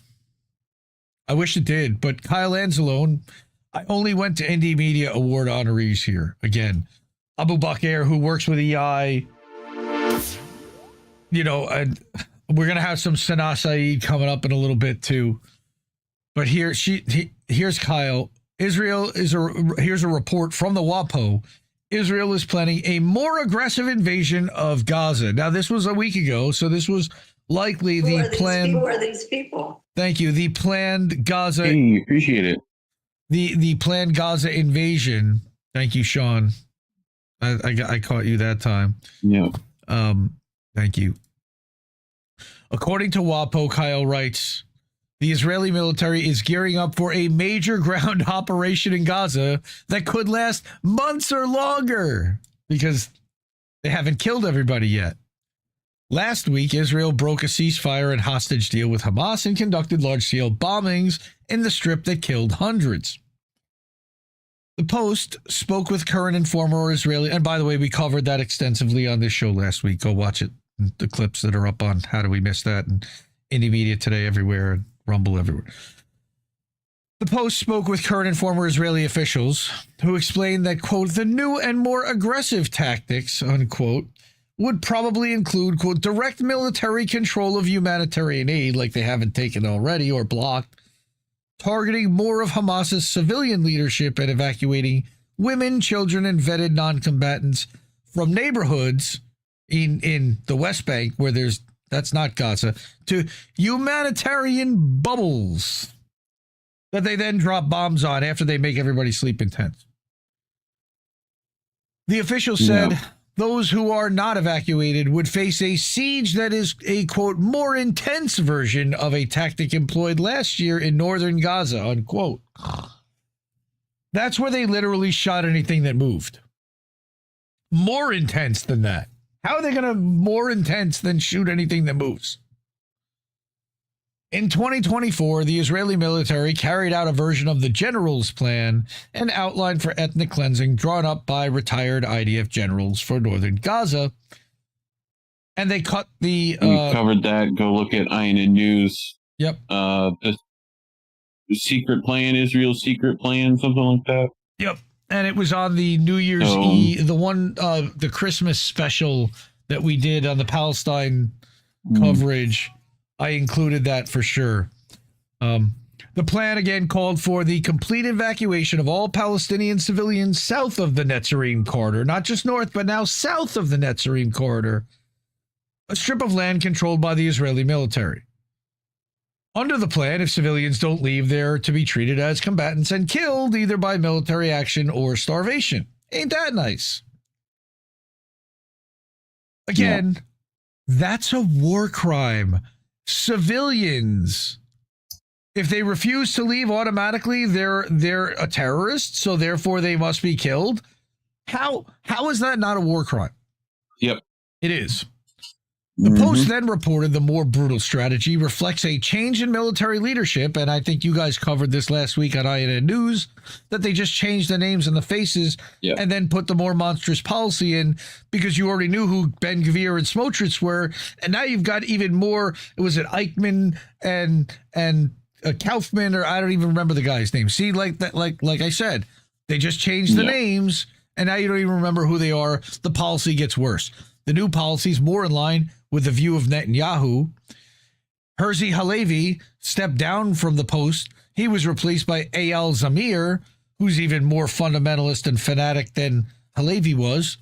Amir Avivi, a former deputy commander of the Gaza military division, explained to the Post that Trump's vigorous support for Tel Aviv gives Israeli military commanders more faith that they'll have the equipment needed in Gaza to level everything in sight and rebuild the Trump hotels for Jared.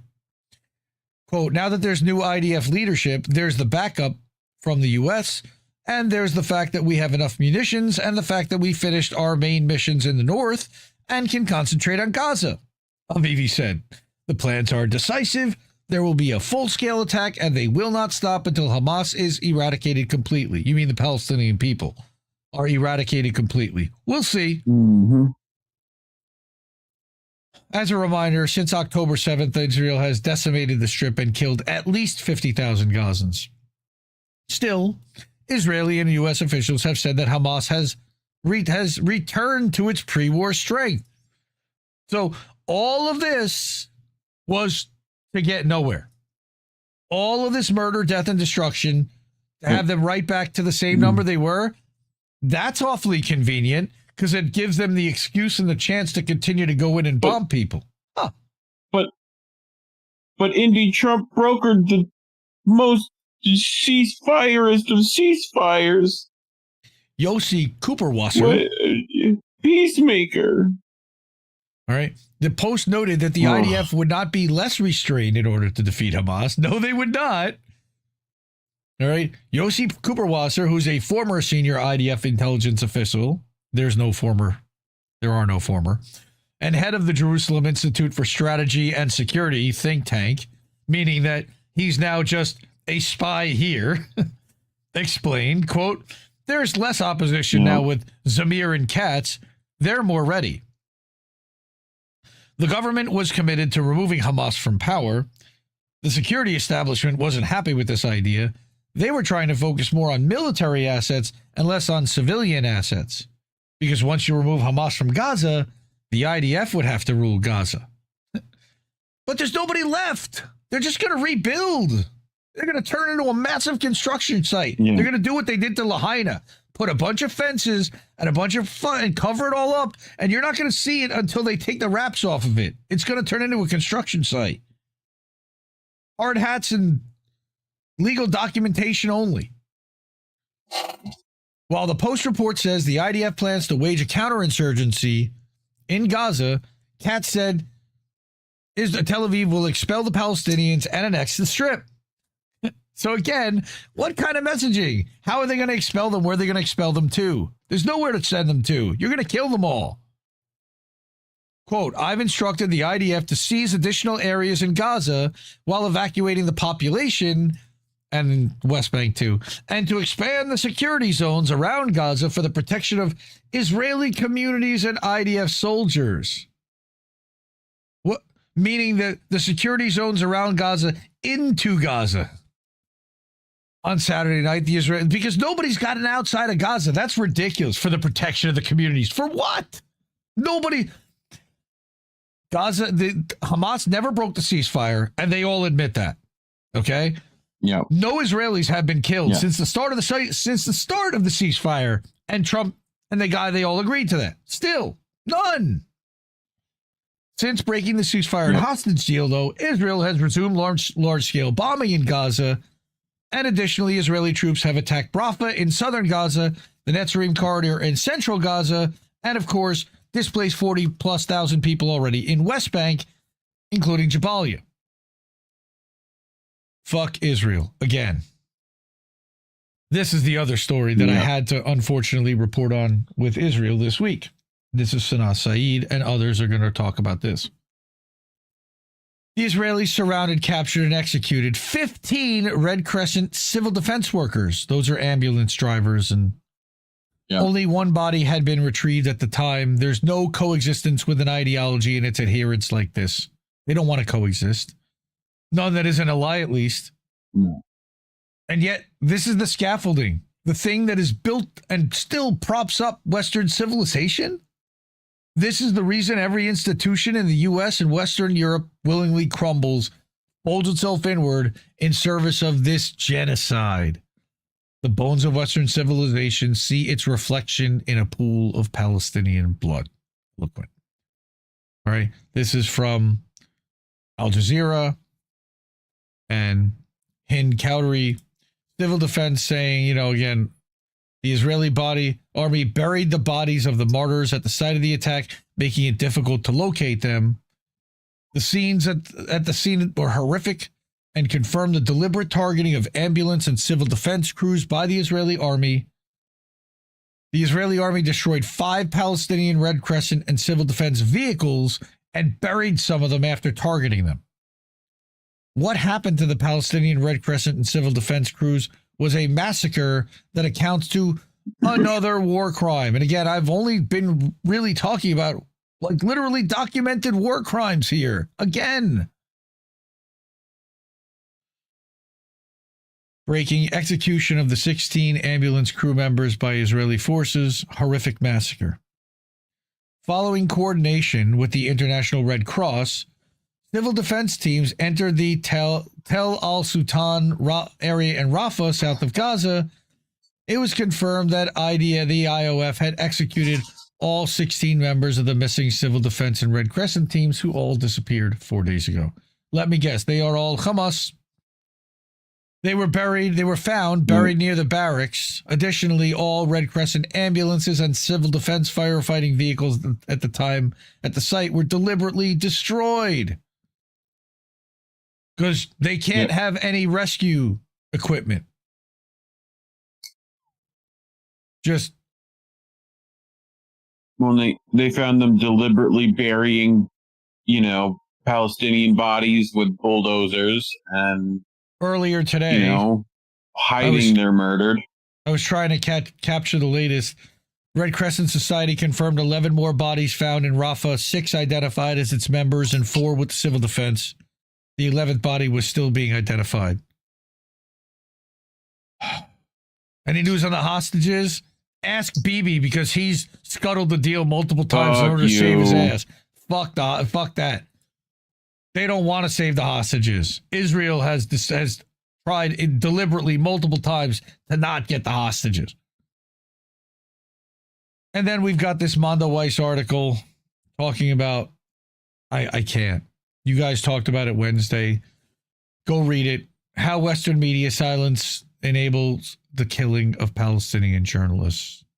208. Yeah. And there they are. But I can't with that one. Here's another one. Abu Bakr Abed, who we started with. This is Dr. Sidwa. Now, finally, thankfully, Dr. Mark Perlmutter was heard from. He and Dr. Sidwa were in a building or in a hospital that was attacked and bombed by Israel. And they continued to work. Those guys are monsters. They're incredible. Like in the best way. They're incredible. Also, go ahead. In the words of Eva Bartlett, where is Dr. Hassam? Oh, I forgot to again bring the tweet, but he got 6 more months in detention. You got 6 more months of detention. For what? They don't say. Like, fucking. Now, Dr. Feroz Sidwa, who we covered last summer, delivered the letter to the White House courageously, and he has been back and forth. And he, with Dr. Mark Perlmutter, were there. He sat down with Press TV. Mark Perlmutter is home. He actually sat down briefly with Jose Vega, I saw. But I wanted to take this minute 29 from a Press TV interview and play this. The hospital cannot purchase new material. It can't receive new material. And it's not just humanitarian aid that's not being allowed in. Nothing is being allowed into Gaza. When a person is wounded in battle, and then they are being cared for by a medical professional, the doctor, but also the patient are protected. So it's a double crime. It just doesn't matter in the Western discourse, in the United States, in Europe. You're not allowed to just say the simple and obvious truth. The Israelis are deliberately destroying a healthcare system with the backing of the United States and Europe. You're not allowed to just say simple things that are obvious to anybody with half a brain can figure it out.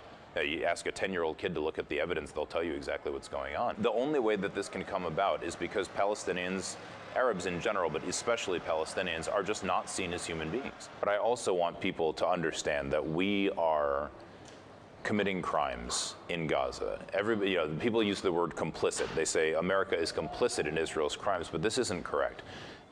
That implies that Israel is committing the crimes and we're just in the background or something. The U.S. and Israel are committing crimes in Gaza together. Yep. It's American airplanes, it's American helicopters, it's American bombs. Even the tanks, these vaunted Merkava tanks, they're basically made in the United States. So I don't accept that my government has to be involved in committing crimes against people who have done us no wrong. Man's a hero. Runs into battle zones to fix kids without anesthesia, without proper equipment, and to do all he can. Because they killed all the Palestinians. That's some of the hardest stuff, by the way. The nurses coming back and talking about their stuff about, like, try giving a kid a fucking amputate a child with no anesthesia. They killed all the doctors there. So, or kidnapped them and are torturing them like Hossam Abu Safia. So it requires international doctors to go in there because they're running out. And of course, with all the bombs that are being dropped and all the injuries that are being inflicted by Israel, you need doctors to take care of the injured. They don't really want you to have that, so they're destroying the ambulances, and they're destroying the healthcare workers, and they destroy the roads, so the ambulances, even if they did exist, couldn't get there. I mean, all of these are war crimes, and nobody does anything about it. And really, it's going to be up to China. Yeah. I'm sorry, it's going to be up to China. They are the other major world power that could stand up and say, enough. We're done. They're done with this. We're not going to allow it anymore. We're not going to permit it. And we will start arming and funding the Palestinians. Africa, hopefully, parts of it. Yeah, but Africa... South America. Africa needs a trading partner. They need someone. Yep. China, Belt and Road isn't established and they're enough yet. Unfortunately. Yep. And again, I hate doing that every time. Russia should fucking be doing shit already. They're selling out. They're selling out to Israel. They've already started to. And what a surprise. Somebody sent, I think it was 7 Seas actually posted a thing about and showing Putin sitting across the table from the Lubavitch Chabad guys. BB. No, not even. No, the Lubavitch Chabad representatives and rabbis. They're all part of they're all part of it. So, I'm sorry, everyone, but fuck Israel. This is awful. Fuck Israel. And they can't be allowed to continue to do this. Yeah. And because we say that... Are we the baddies? YouTube will never turn monetization... Yeah, we killed him, but trust us, this guy was horrid. YouTube will never turn monetization back on our channel. It's been since just past October 7th that we got demonetized for a stream title that Crab had put up. No knock on Crab, but it's just is. It could have been any of us. And it's been luck of the draw, really. It's been 18 months. We don't expect to get it back. You could channel subscribe and hit the red button or the red gift button over on the Rumble. Please don't, because I don't want Rumble getting any money either. They got $775 million from Howard Lutnick and Tether doesn't pay any interest on the money it takes in. So yeah, that's all right. They're good. But they took $250 million in February. I looked at their financial statement. They reported last week.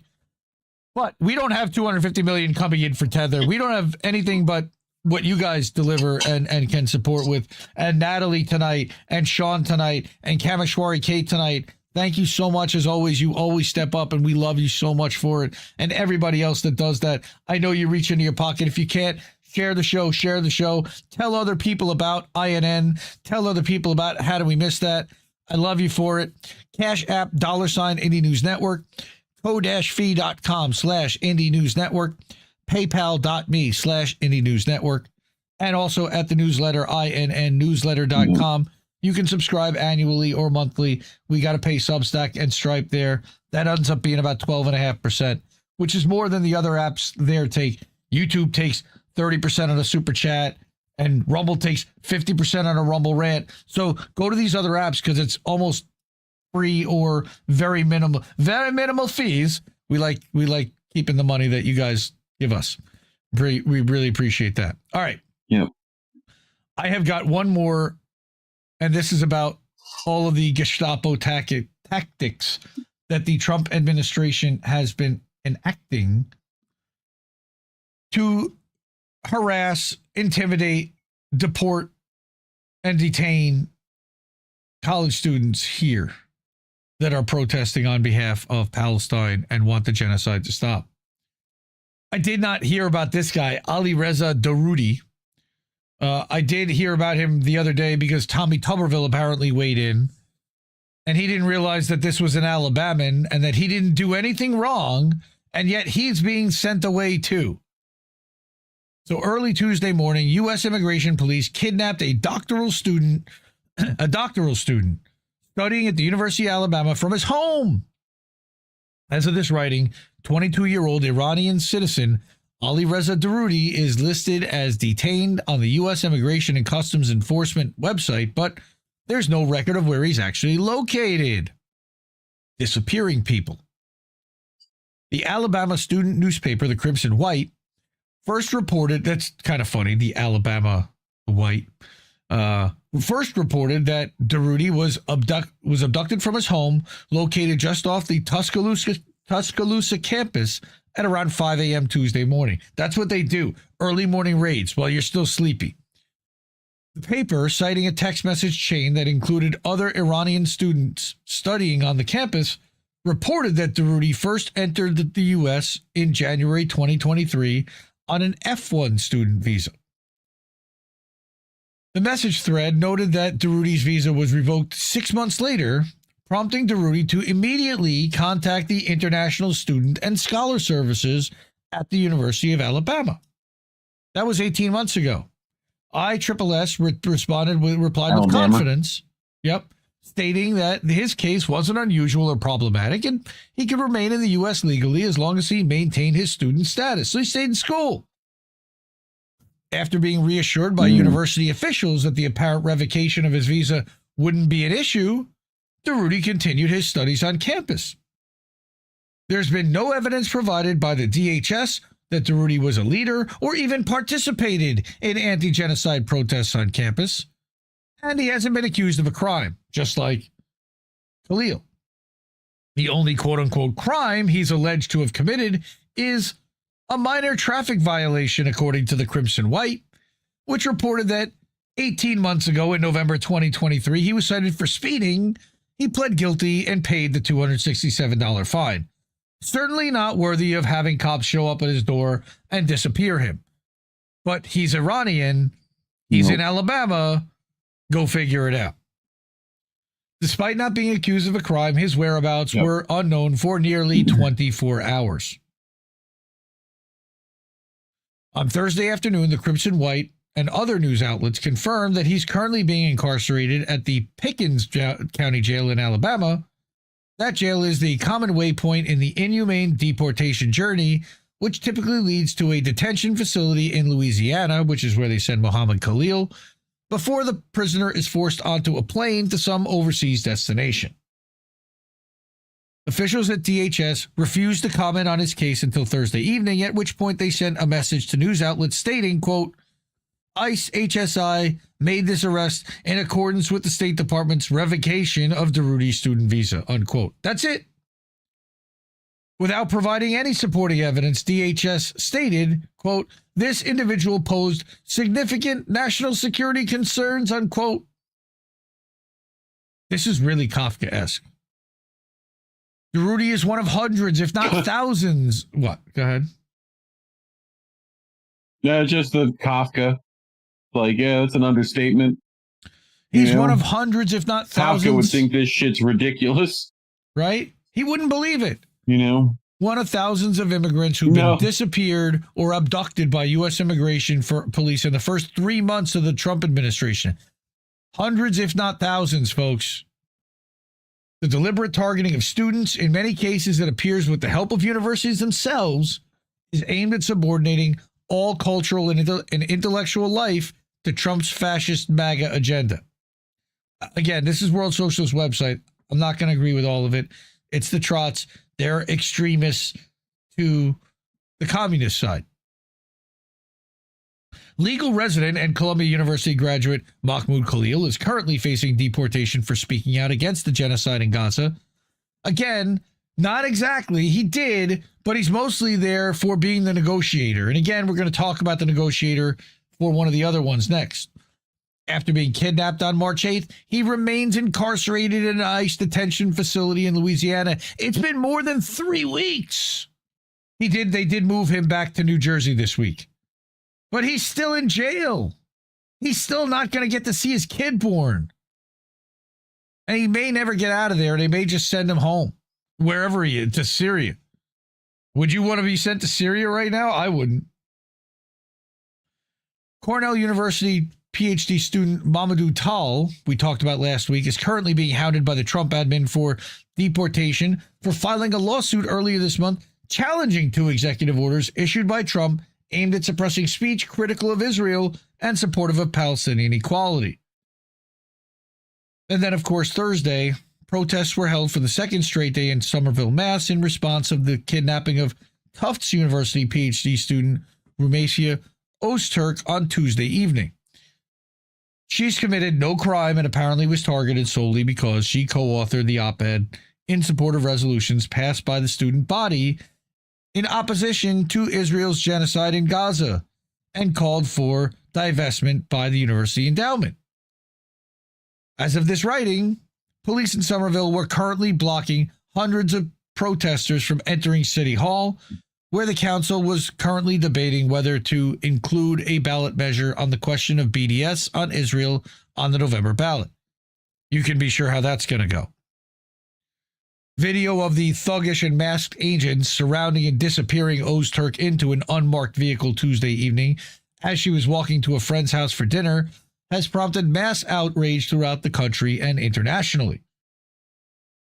Questioned at a press conference Thursday, Secretary of State Marco Rubio gleefully took credit for her detention and possible deportation. Oh, we revoked her visa.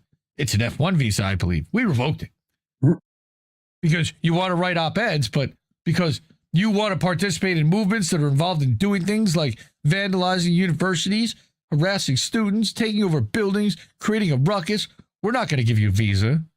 We gave you a visa to study and get a degree, not become a social activist, he added. I didn't realize that you were in control of what their activities were when they got here. I thought you gave them the opportunity to study and be a student and have the freedom that all Americans have. Again, without providing any evidence that she participated in any activities. At the same press conference, he, of course, admitted that he revoked hundreds of student visas. Maybe more. It might be more than 300 at this point. We do it every day. Every time I find one of these lunatics, I take away their visa. He's hoping that he can not have to take any more away because he's taking them all away. All right. I hope we run out because we've gotten rid of all of them. Wrapping it up in just blatant xenophobia. Yep. Like, God forbid someone from another country other than the great red, white, and blue is going to be taking my biscuits. But this isn't even... Damn it. Wait a minute, stop. This isn't even protesting against America. I mean, it is protesting against American involvement, but it's protesting against Israel killing children and stealing their land. Yes. If they stop killing children and stealing their land, the kids would go home and the protests would stop, and they can't managed to make that happen. During the ceasefire, were the protests still happening? No, and all the kids are asking because the ceasefire is for these wasn't universities really a to ceasefire. stop, divest, and sanction them. You know, God forbid. Right. Stop spending the endowment on defense contractors and Israeli-supported companies. One of Rubio's so-called lunatics facing this deportation is an accomplished and hardworking scientist from Russia who fled to America after the invasion of Ukraine due to the fear that her outspoken opposition to the war would land her in the crosshairs of the Putin government. CIA asset, what? On Thursday, multiple outlets reported about Ksenia Petrova, a computer scientist who arrived in the U.S. via Georgia in the spring of 2023. According to her friend and co-worker Cora Anderson, Petrova had been working at Harvard Medical School upon her arrival, because no CIA ever infiltrates Harvard Medical School. In a Facebook post, Anderson described her friend as not only kind, but, quote, incredibly intelligent and diligent, which CIA agents never are. Anderson said Petrova was... It's a mystery! It's a mystery wrapped in a riddle inside an enigma! Anderson said Petrova was returning from a trip from France on February 16th when she was detained at Logan International Airport in Boston. After not being able to locate her friend for nearly 72 hours, Anderson found that Petrova's visa had been revoked and she would be deported to Russia. After Petrova told ICE agents she feared persecution if she were to be returned to Russia, she was transferred to an ICE detention facility where she's remained imprisoned for over a month. So they're keeping people imprisoned indefinitely without any schedule or time frame as to when they might get out, without trial and without charge. How is this legal? How is this okay? The Insider, which is a Russia-based outlet, reported that Petrova is currently being held in an ICE facility shared with 80 other women. The outlet, citing a report from Russian news outlet Agentstovo, noted that Petrova's visa may have been revoked because of frog embryos that were in her possession, but not properly declared on customs forms, normally just a $500 fine. It's unclear if she'll be allowed to stay in the U.S., deported, or remain imprisoned in an ICE hellhole forever, indefinitely. Conditions inside the overwhelmingly for-profit facilities, by the way, Core Civic Group, are you hearing? Like the rest of the American prison gulag, are notoriously awful. And I remember Tara Reid had a conversation with someone that they deemed to be a Russian spy. What's her name? Maria something? Butina. She's now in the Russian Duma. That is correct. She's now in the Russian Duma. Yeah. In the last week, several videos have been posted to TikTok, which we showed last week about Chrome Detention Facility. Video shows humans packed into concrete cells without any space. At the El Paso Service Processing Center in Texas, at least 8 Venezuelan immigrants have alleged that guards of the facility beat them on February 25th. In a video recording featuring the victims, first reported by Rolling Stone and Capital in Maine, the detained men detailed the abuse they suffered. At the start of the video, a bruised Jesus Quintero explained, quote, "In this institution, as is evident by showing my face and in the majority of our bodies, today was another day of mistreatment by the officials of the center, of which we are tired and ask for help and justice," unquote. After Quintero spoke, another man in an orange jumpsuit stated that the guards had me up against the floor and assaulted me. Following, another man with 2 black eyes declared, "I was also assaulted today by officers." Here's the abduction, by the way. You can see her. Punishment. You can see agents walk up to her, and this has sound.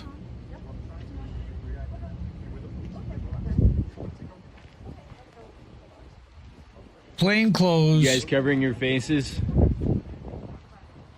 You want to take those masks off? 6 of them. For an unarmed person in the middle of the They day. let them wear masks, but kids can't wear theirs. Fucking... Yeah, you don't look like it. Why are you hiding your faces? Why are you hiding your faces? I mean, who knew brown shirts came in different colors now? Yep. You know?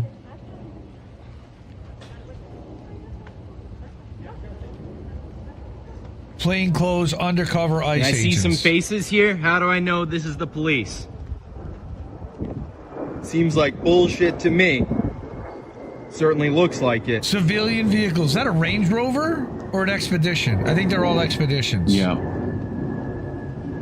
I wonder whether the plates are U.S. government or just standard Massachusetts plates. Bit of a kidnapping going on here? No, that's a move along.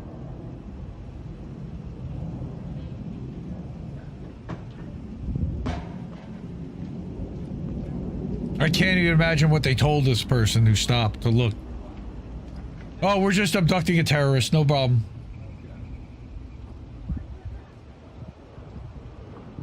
And she's gone. And has not been seen since. Wasn't there someone in the chat will remind me, there was like a woman who was kidnapped very similarly recently by like someone that they bought a like badge off Temu, you know? Okay. And this lady ended up dying. Here's another 2 minutes and 18 seconds. The editorial board chair, David North from the World Socialist website, interviews Mamadou Tall. I also brought, unfortunately, so I'm not gonna show this. I'll link to it in the chat after. I also brought this Counterpunch article, which is a letter from one of the Columbia PhD candidates, but he fled. He left. He saw the writing on the wall and was like, "I'm not getting arrested. I'm not getting sent to an ICE prison. I'm not getting deported. I'm bailing and I'm going to Canada. Maybe they'll get him up there, maybe, but." He wrote a whole explanation of why he went to Canada. Okay, we must exert maximum pressure on Columbia and other universities to protect international students from these arbitrary state actions, and we must fight for complete amnesty and reinstatement for those whom Columbia has sacrificed in the hope of reversing funding cuts. I don't blame him, dude. I'd have gotten the fuck out of there, too. Well, you know who I blame? Yep. Well, no, he went there. Don't blame them because, no, they took him in. No, blame Trump. Blame Trump. Blame Israel. No, he's blaming Canada.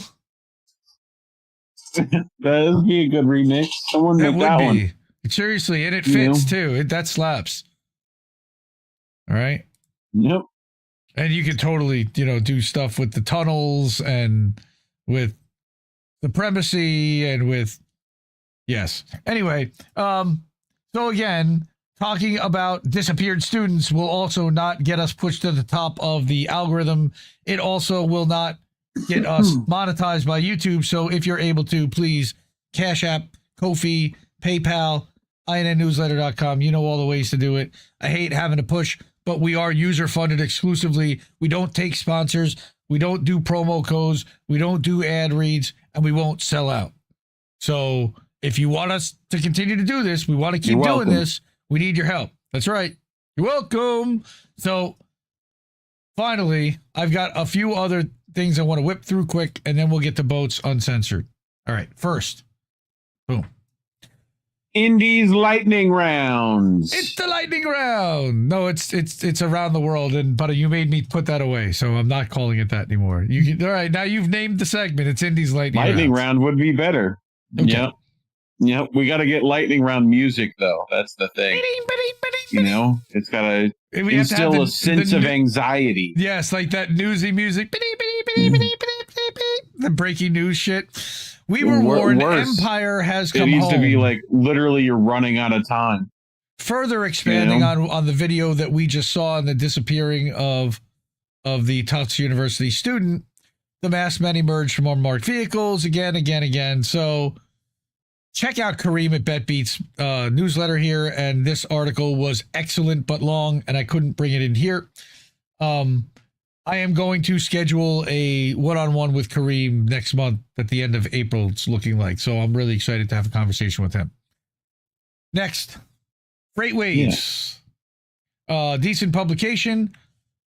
This I saw a couple of people talk about. China to review the sale of Panama Canal shipping terminals to the U.S. investor BlackRock. Not so fast, my friend. They may not want those terminals to be sold to BlackRock, and they might have spiked the football a little bit too early in the Trump administration. When have you seen that before? Check that out. That, again, will all be in the description. Yeah. Dr. Nick. Try it out. Dr. Nick also sent me this thread beginning by Aaron Reichlin Melnick, who we talked about last week with the ICE stuff. ACLU obtained ICE's Alien Enemies Act validation guide, confirming that all it takes to be sent to rot in prison in El Salvador is 1, having a tattoo an ICE officer says is a gang tattoo, and 2, displaying logos, symbols, or clothes an ICE officer says are gang signs. And this is the whole thread. It's unbelievable. Go check that out. Thank you, Dr. Nick. I also wanted to mention the censorship, and it's not by Rumble necessarily, although I think Rumble is playing games here. The censorship of Johnny Vedmore, specific to his Elizabeth Nicole Junkerman files. Junkerman 1.0, he did a series of videos about this woman who is like the Epstein associate nobody's talking about. A deep dive with receipts. And yes, votes will only be on Rumble, Sean. So Johnny posts that without informing me, Rumble has deleted all of my Junkerman Epstein videos from my channel. No warning, they're just deleting my work like I'm Matthew North. I don't even know who that is. Rumble is not a free speech platform. It protects Thiel's business partners from exposure. Now, what's really interesting is that he actually did get a response from, Chris Pavlovsky, the CEO of Rumble. Found it. It was a DMCA takedown request. You will receive an email to counter the claim, and the DMCA will be forwarded to you shortly. That's a cover your ass after the fact, and Johnny calls this out, okay? Where have we heard that before? After I revealed their blatant censorship, the Rumble CEO scrambled to send me emails on how to appeal the removal. However, Rumble's already deleted the videos and supporting information, so they clearly have no intention or mechanism for reinstating the videos that they've censored. That's a problem. This is what I talked about with Knights of the Storm Jason the other day. How they have been doing this and how we can expect going forward critical of Israel. Now, I mean, I figured this was coming. Was it Rumble themselves that did this? No. Some Israel Mossad friendly organization that didn't like the fact that Johnny was talking about Junkerman claimed that there was copyrighted material somewhere in his videos, and then implored Rumble to take them down and go through this process. But really strange that it's happening under. Someone's asking, what is DMCA? Which is the digital media. The acronym. Yes. It's copyright. Yeah, copyright. Digital Media Copyright Act. That should be it. Speaking of Knights on the Storm. I'll look it up just to make sure. I joined Digital Jason. Millennium Copyright Act. There you go. So that allows people to claim money or take down requests for material that they have the rights to and did not provide express written permission. I did join Jason from Knights of the Storm, who has been in Rumble chat tonight all night. Thank you. Good to see you, Jason, and good night if you left. How to podcast. We talked about starting a podcast, and I left his links as well as a link to watch the hour. And then they did a little pre-show with their whole crew and a little post-show commenting on the hour that we spoke. We pre-recorded that Thursday night. They live streamed it on Saturday and played the recording as part of the show. It's also available there on Spotify if you want to listen to Knights of the Storm. Follow, subscribe to them, support them. Also, we had Steve Poikonen on American Tradition this week. So he joined Jesse. We talked about Third Eye Carnival and AM Wake Up, and the network that he built. You see, I just paused it. They've got just as many, actually more shows than INN does. They do 5 shows on Sunday, and they're going to be doing 19 shows a week, including a Telegram chat. Steve also Steve also invited Jesse to perform at this Third Eye Carnival. He can't make it, but in the future, hopefully there'll be one. And I will actually be co-hosting an hour of AM Wake Up tomorrow. Steve's going to be driving to Nashville, and Charles, 3 Eyes in 3 Years, will be taking over hosting. He invited me to come in. I'm going to pop in for an hour and hang out with him. This stream, also, by the way, go ahead. Also, Steve, if you're watching, the way, you're welcome to come down and get. He's not. Well, now I'm sending it to him directly. We can get you your scuba license officially, so you can officially be Scuba Steve. Nice. You know, this is possible. It's very easy. We'll just get you in the water, get you some water wings. It'll be fun. You know. So after some feedback and talking with some folks and showing this, we moved the watch live button to the middle of the screen so that it shows up more prominently. And also that we are live on IndieNewsNow.com. So again, the censors can't stop us.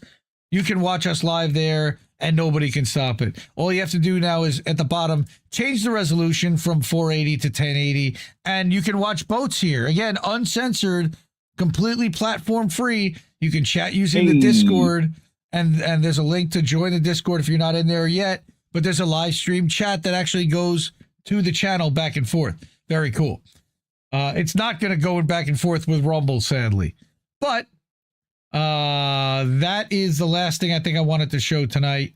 And then let me check this, but I think, no, that's it. Yep, we're good. All right. We're going to switch over to boats. Figure 15 minutes. I need to bong it. I got to pee. And then we'll go live at 12:30 and we'll do the uncensored over on the Ocho. Let me drop the link in all the chats. I know Reef will put it in the YouTube chat, but I have the link to put in the Odyssey chat and in the Rumble chat. So you'll be able to get that. Again, we are on the Ocho. We are not on the INN Rumble channel. Rumble.com/C/INN8 the Ocho is the channel link. So subscribe to the channel, sign up for the channel. No more. INN8 the Ocho. Good. That's the link for the Ocho. That's the link for the stream. Reef's got it all. All right. Why are we still here? Just to suffer. Yep. I'm also supposedly scheduled to be recording my one-on-one with Eva Bartlett. That did not happen on Saturday, this week. So we're going to do that on Tuesday, and that'll be out Saturday. So look forward to that too. Lots of good stuff coming from INN. Support independent media, kids. Yes, sir. We need it more than ever. We love you, fam. Bye, Felicia. Mwah. Ciao, baby. No! We just fucking lost the stream!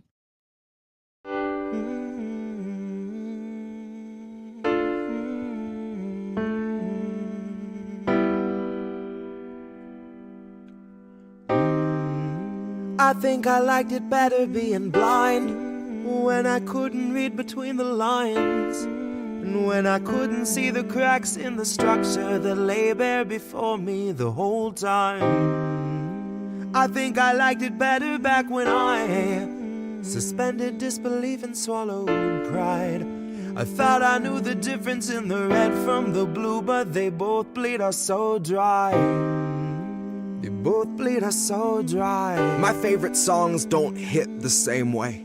I get to the end of a 4-minute track and I'm only looking back thinking, what did they actually say?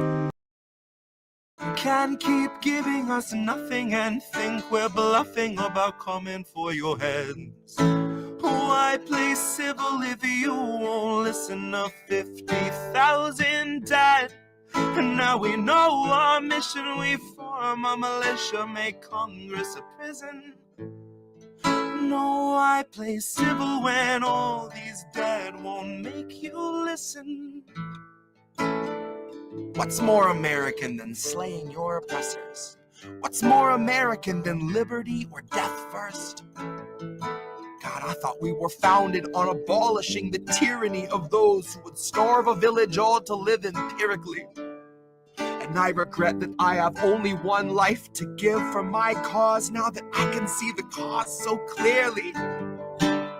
See, I want our leaders, regardless of party, to fear me.